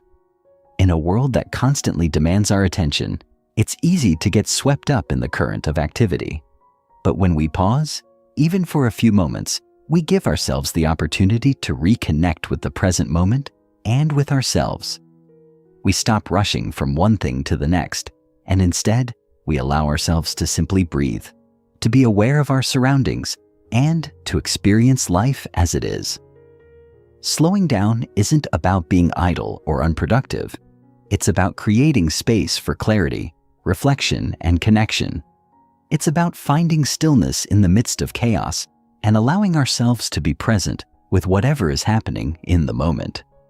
Another key aspect of doing less and being more is learning how to prioritize what truly matters. In a world full of distractions and endless demands, it's easy to become overwhelmed by all the things we should be doing. But when we focus on what is most important to us, our values, our relationships, our passions, we naturally begin to let go of the things that no longer serve us.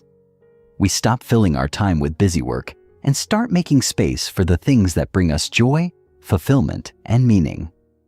By doing less of what doesn't matter, we create more room for the things that truly nourish our souls. As we begin to embrace the practice of doing less, we also learn to trust the process of life. We begin to understand that we don't have to force things to happen or push ourselves beyond our limits in order to achieve success. Life unfolds naturally, and when we stop trying to control every aspect of it, we open ourselves up to new possibilities and opportunities.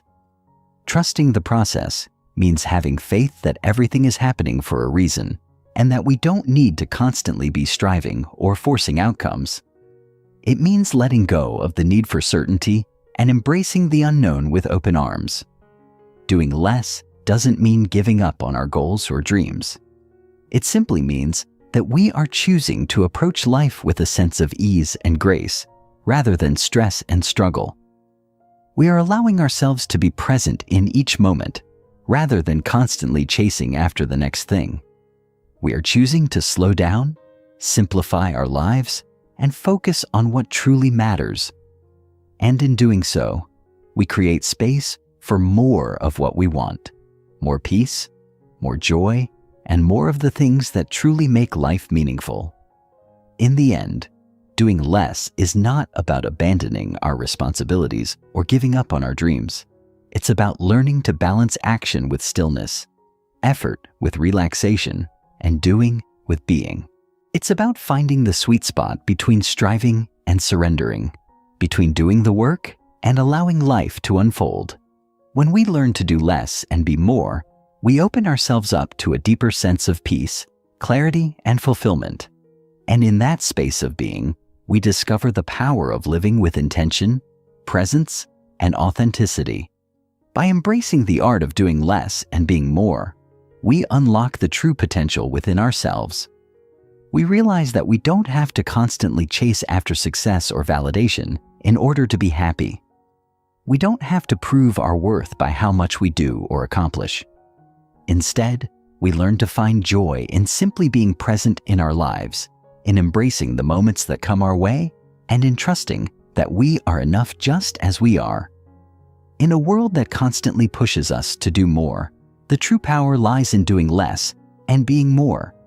It is through this shift in perspective that we begin to find the peace, joy, and fulfillment that we've been seeking all along. So, take a deep breath, slow down, and give yourself permission to simply be. You are enough, and in this moment, that is all you need to be. Chapter 13. Trusting the process of life. Life is an intricate, unpredictable journey that is often much more expansive than we can ever fully comprehend. We, as humans, tend to seek control, clarity, and assurance, hoping that if we know what's coming next, we can avoid discomfort and navigate the twists and turns of existence with ease. We look for signs, for a map, for a guarantee that the path we are walking will take us to the right destination. However, life is rarely a neatly mapped out journey. Instead, it's a winding road that shifts beneath our feet, sometimes gently and sometimes unexpectedly. But in this shifting, there is also something profoundly beautiful, a deeper wisdom embedded in the unfolding process. Trusting the process of life means surrendering our need to predict every turn, accepting that not knowing is just as important, if not more, than the certainty we crave. It means releasing the need for control and instead allowing ourselves to flow with the natural rhythm of life. Life unfolds. Always at the core of learning to trust life is understanding that life unfolds in its own time and in its own way, regardless of our personal plans or agendas. There are moments when we feel as though we have everything figured out, when we have our goals set, our plans made, and we know exactly how we want things to go. In these moments, we feel powerful. Yet, the moment we try to control every detail, life has a way of reminding us that it doesn't adhere to our schedule. It often seems that the more we try to force things, the more resistant they become. And this resistance creates stress, anxiety, and frustration.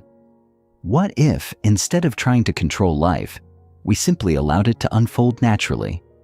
What if we embraced the fact that life doesn't need to be rushed, that it will happen in its own time? and that everything we need will come to us at just the right moment. Trusting the process of life means learning to release the compulsion to push against the natural flow and instead surrender to the unfolding. It's a mindset shift, a shift that frees us from the suffocating grip of control and allows life to happen in the most organic and sometimes unexpected ways. Letting go of control doesn't mean becoming passive or complacent. We still take actions, we still make decisions, but we do so with the understanding that we are not the sole architects of the universe. There is a larger force, a greater intelligence that is at play, guiding us in ways we may not yet fully understand. The key to trusting the process is in the practice of being present in the moment, regardless of where we are on our journey. We may not be able to see the entire road ahead of us, but by taking each step with confidence, knowing that we are where we need to be, we begin to experience the peace that comes from letting go of the need to control the outcome. Synchronicity and subtle guidance. Trusting the process also involves recognizing the synchronicities and subtle guidance that life presents to us along the way. These are the quiet moments when everything seems to align perfectly, when the right people appear at just the right time, or when an opportunity arises that feels destined. These moments are not mere coincidences. They are signs that the universe is responding to our energy, our intentions, and the path we are walking. Learning to trust the process means being open to the signs that life sends us, those seemingly random occurrences that, upon reflection, turn out to be anything but random. Perhaps you've experienced a time when you were struggling with a problem, feeling lost or uncertain, and out of nowhere, someone shared an insight or a piece of advice that resonated deeply with you. Or maybe you found yourself at a crossroads, unsure of which direction to take, and then a series of seemingly unrelated events lined up perfectly, showing you exactly where you needed to go. These are the moments when we see the subtle guidance of life. When we trust the process, we start to notice these synchronicities more often. We become more attuned to the quiet nudges that guide us, and instead of dismissing them, we begin to listen. The universe is constantly communicating with us through these moments of alignment, and learning to trust the process means learning to follow the guidance that comes our way, even when it's not immediately clear why things are happening the way they are. Sometimes, the most profound moments of guidance come in the form of small, seemingly insignificant experiences that, when pieced together, reveal a greater pattern. How setbacks are setups. Another key aspect of trusting the process is understanding that setbacks are often setups for something greater. It's natural to see setbacks as failures, as obstacles in our path. When things don't go according to plan, we may feel disheartened, disappointed, or even defeated. But what if these setbacks are not failures? What if they are simply detours on the way to something even more aligned with who we are meant to be? Life doesn't always give us what we expect, but it always gives us what we need. Setbacks have a way of redirecting us, sometimes in ways that we couldn't have anticipated, but that turn out to be exactly what we need for our growth. There's a certain kind of freedom that comes from realizing that setbacks are not signs that we are on the wrong path, but rather indications that there is something better waiting for us, something that we couldn't have seen from where we were. Trusting the process means looking at these moments of challenge with a different lens. Instead of feeling frustrated or lost when things don't go our way, we begin to ask ourselves, what is this teaching me? How can this help me grow? The more we adopt this mindset, the more we begin to see how setbacks are simply stepping stones that lead us toward greater understanding, greater alignment with our purpose, and a deeper connection with our own lives. Life is full of surprises, and often, the setbacks we face are actually opportunities in disguise. Trust as a daily practice. Trusting the process isn't something that happens overnight. It is a practice, a daily commitment to surrendering the need for control and allowing life to unfold as it will. Every day we have the choice to trust in the unknown, to believe that everything is working out as it should, and to release our grip on the illusion of certainty. It takes patience, practice, and a willingness to embrace the discomfort of not knowing. And yet, the more we practice trust, the more natural it becomes.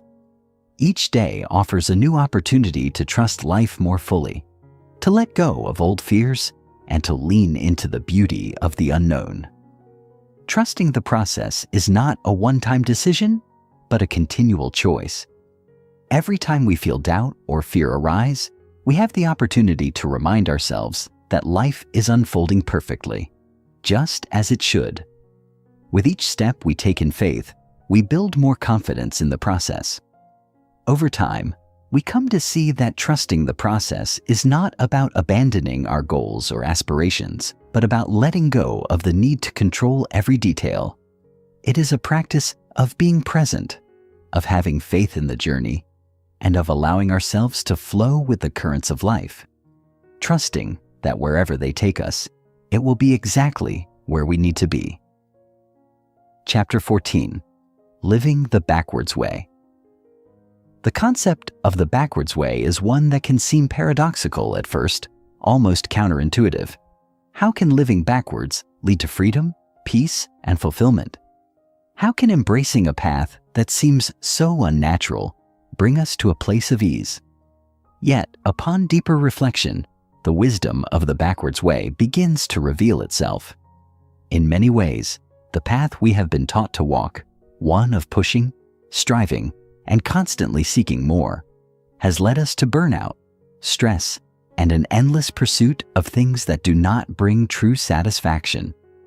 The backwards way challenges us to stop and reconsider everything we have been told about success, happiness, and how to live a fulfilling life.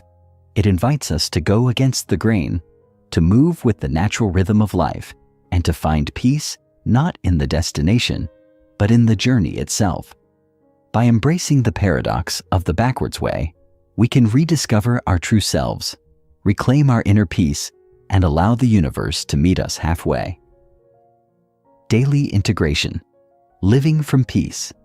At its core, living the backwards way is about living from a place of peace, rather than striving for peace as a distant goal.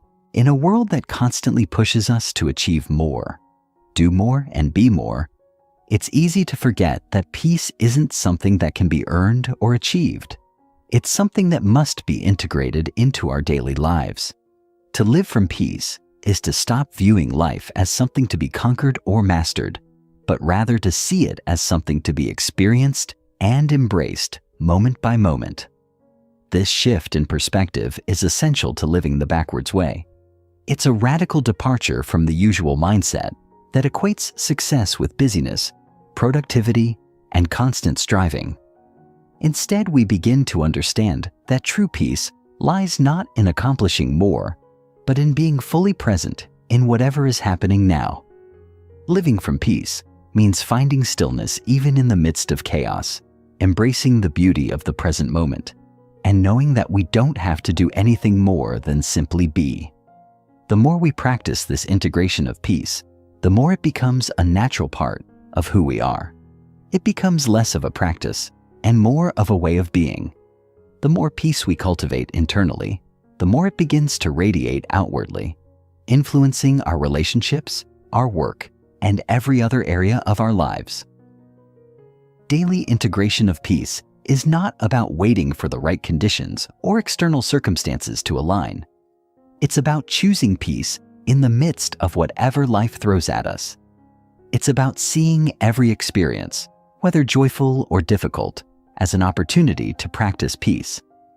This might mean pausing for a moment of deep breathing in the middle of a stressful meeting, taking time in nature to reconnect with your inner calm, or letting go of judgment when things don't go as planned. The key is not to avoid challenges or difficult emotions, but to allow ourselves to experience them without being overwhelmed by them. Peace comes from within, and it's something that can be accessed at any moment. By living from this place, we create a life that is grounded, centered, and in harmony with the flow of the universe. Letting the universe meet you. halfway. One of the most profound aspects of living the backwards way is the realization that we do not have to force the universe to give us what we want. So often, we operate from a mindset of scarcity, believing that in order to achieve something, we must constantly push, work harder, and hustle until we achieve our goals. But what if the key to living fully is not about forcing, but rather about surrendering and allowing life to meet us halfway? This doesn't mean that we should sit back and do nothing. It means that we should stop resisting the natural flow of life and allow ourselves to be guided by it. When we release the need to control, we open ourselves up to the possibility of synchronicity, of doors opening at the perfect moment, and of things falling into place in ways that feel effortless. Letting the universe meet us halfway is about trust. It's about having faith that the universe is always conspiring in our favor. Even when things don't go according to plan, the universe is a reflection of the energy we put out. And when we put out energy that is peaceful, trusting, and open, we invite that same energy back into our lives. We stop seeing life as something we must constantly fight against and begin to see it as something we can flow with. This is not passivity or resignation. It's a dynamic, empowered surrender to the natural rhythms of life. Letting the universe meet us halfway also means releasing our attachment to outcomes. It's about shifting from a mindset of, I want this and I need it now, to, I trust that what is meant for me will come at the right time. It's the difference between pushing for something with force and simply allowing it to manifest in its own time. This shift in perspective takes practice, but once we begin to experience the ease that comes with it, we realize just how much energy we've wasted in the past trying to force things to happen. By letting go of the need to control every aspect of our lives, we open ourselves up to the abundance that the universe is constantly offering. The backwards way teaches us that by doing less, we actually allow more to come into our lives. The more we let go, the more the universe is able to respond in kind. The paradox as freedom. The backwards way is full of paradoxes. Ideas that seem contradictory on the surface but, upon closer inspection, reveal profound truths. One of the greatest paradoxes of this path is that true freedom comes not from striving for it, but from surrendering to it. The more we let go of our need to control, the more we experience freedom. The more we stop trying to force things to happen, the more things begin to flow with ease. This paradox is at the heart of the backwards way. It's about realizing that the very things we've been taught to chase, success, wealth, fame, perfection, are often the very things that keep us trapped in a cycle of striving and never feeling enough. True freedom comes from stepping off the treadmill of constant achievement and finding contentment in the moment, in who we are, and in the beauty of simply being. The backwards way invites us to turn our focus inward and realize that we already possess everything we need. All the answers we seek, all the peace we crave, and all the fulfillment we desire are already within us. When we let go of the external chase, we find that we are already whole. We already have everything we need to live a meaningful, fulfilling life. Living the backwards way means embracing the paradox that in surrender we find strength. In doing less, we become more. In letting go, we receive. The paradox of freedom is that it is not something we can chase or achieve. It is something that arises naturally when we stop trying to control life. It is only when we release our need for control that we begin to experience the liberation that comes from truly being free. This freedom is not about escaping from responsibilities or obligations. It's about finding peace within ourselves, regardless of external circumstances. The backwards way is about finding freedom in the present moment, trusting that everything is unfolding exactly as it should. In this freedom, we find a deep sense of peace and contentment, knowing that we are enough, exactly as we are. The reflection of the backwards way is this: you are already whole. In a world that constantly tells us to strive for more, to be more, to have more, this truth can be difficult to accept. we are bombarded with messages that we are incomplete, that we need to achieve more, or change ourselves in some way in order to be good enough. But the backwards way challenges this belief. It asks us to stop searching for wholeness outside of ourselves and to recognize that we are already complete, just as we are. True fulfillment does not come from external achievements or possessions, but from recognizing our inherent worth and embracing who we are in the present moment. By living the backwards way, we come to understand that we don't need to chase happiness or success because they are already within us. The journey we've been on is not about becoming something new, but about rediscovering the truth of who we've always been. You are already whole, and this realization is the key to unlocking the peace and freedom you've been searching for. It is in accepting yourself fully, embracing both your light and your shadows, that you begin to live a life of true fulfillment. So, as you continue your journey, remember this: you are enough just as you are. The universe is not asking you to be anything other than what you already are: whole, perfect, and complete. Chapter 15: The Final Awakening. The journey of self-discovery and the pursuit of a deeper understanding of life often lead us to unexpected places. As we peel away the layers of conditioning, societal expectations, and our own fears, we begin to uncover a truth that has been there all along, patiently waiting to be recognized. We are not broken, we are not incomplete, and we do not need to seek validation outside of ourselves. This is the essence of the backwards way, and it is also the final awakening that awaits us when we stop striving and simply allow ourselves to be. The road may have been long, filled with moments of doubt, confusion, and challenges, but these are the moments that have prepared us for the profound realization that peace and wholeness are not destinations. They are already within us. And as we stand on the precipice of this final chapter, we are reminded that the answers we've been seeking throughout our journey are not out there somewhere. They are right here in the present moment, in the stillness of our hearts.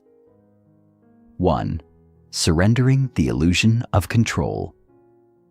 The first step in our final awakening is the radical act of surrendering the illusion of control. For much of our lives, we've been taught to believe that we are in control of our destinies, that we must steer the ship of our lives with a firm hand, and that our success depends on how much effort we put in. While action and discipline certainly have their place, the truth is that the universe operates in ways that are far beyond our comprehension. Control is an illusion, a construct of the ego that seeks to keep us locked in a false sense of power. The more we try to control the outcomes of our lives, the more we create resistance, and the more resistance we create, the more we block the flow of life itself. This is where the backwards way reveals its true magic. By letting go of our need to control everything, we open ourselves up to a greater wisdom, one that is not limited by the small, narrow perspective of our egos. Surrendering control doesn't mean giving up on our goals or becoming passive. It means relinquishing the idea that we can force things to unfold in a particular way. It means trusting that life will unfold as it is meant to, even if it looks different than what we had imagined. This is where the concept of allowing comes in. When we allow life to flow, we move with it instead of fighting against it. The process of surrender is not about becoming passive or disengaged from life. It is about cultivating a mindset of trust and openness. Trust that things will work out even when they seem uncertain. Trust that the universe has a plan for us even when we can't see it. And most importantly, trust that we are exactly where we need to be at this moment.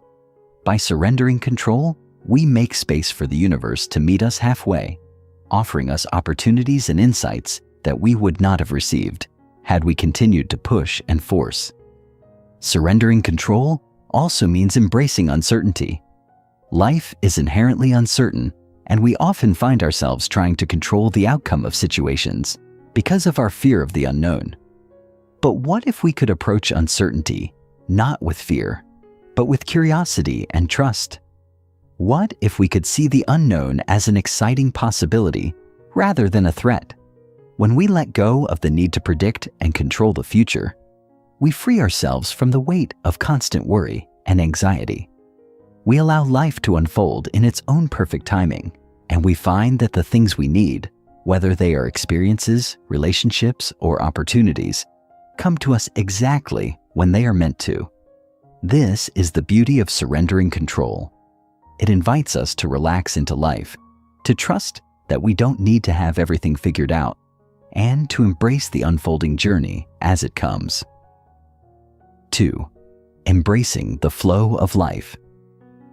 The second essential piece of the final awakening is learning to embrace the flow of life. Life, in all its complexities, is constantly shifting, changing, and evolving. It doesn't follow a straight line, and it's not meant to. When we fight against the flow of life, when we try to force things to stay the same or to fit into rigid structures, we create friction and resistance. But when we learn to embrace the natural flow of life, we begin to align ourselves with the current of the universe, and that is when the magic happens.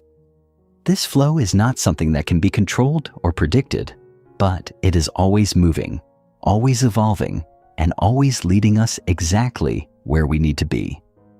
The trick is to stop fighting it and instead begin to work with it.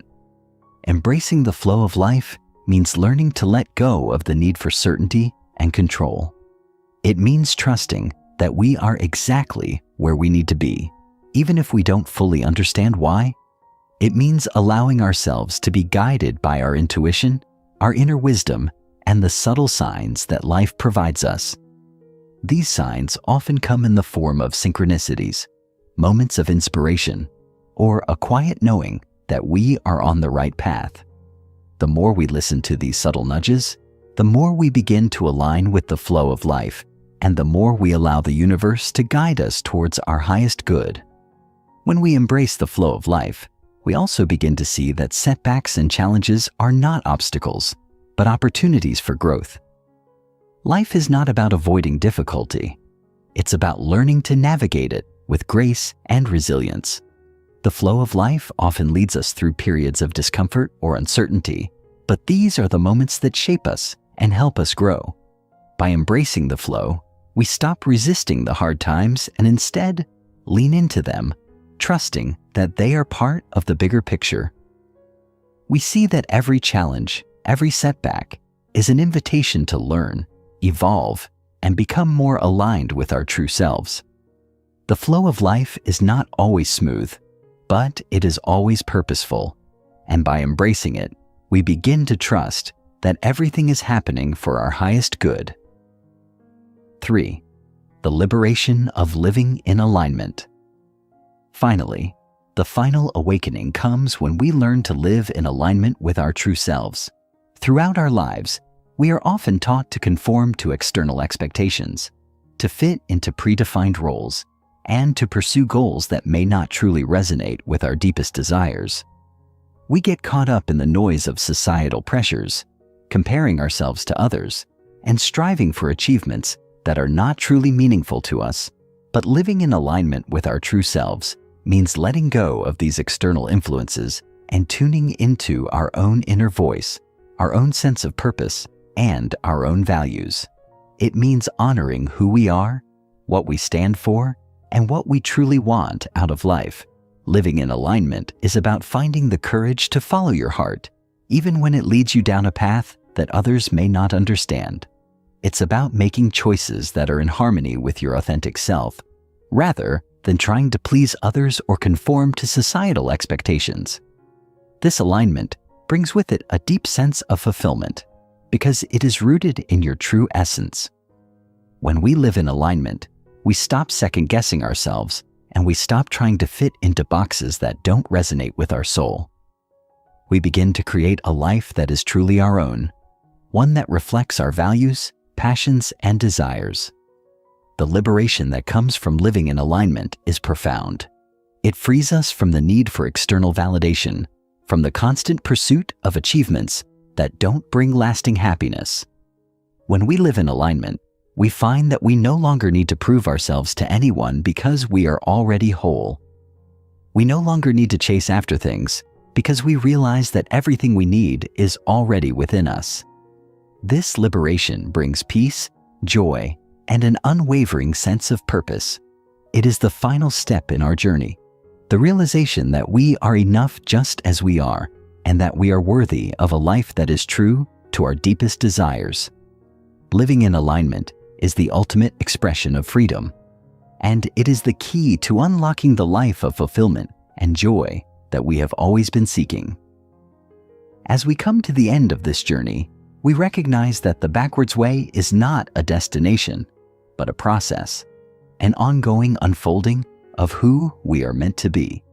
The final awakening does not mark the end of our growth, but rather the beginning of a new chapter, one where we live with greater awareness, alignment, and peace. The journey of living in the flow, surrendering to the universe, and embracing our true selves is a lifelong process, and with each step we take, we come closer to the deep realization that we are already whole, already enough, and already free. The backwards way teaches us that we don't need to strive for anything outside of ourselves. We simply need to let go, trust, and allow life to unfold. In this space of surrender, we find that the life we have always dreamed of is already here, waiting for us to step into it.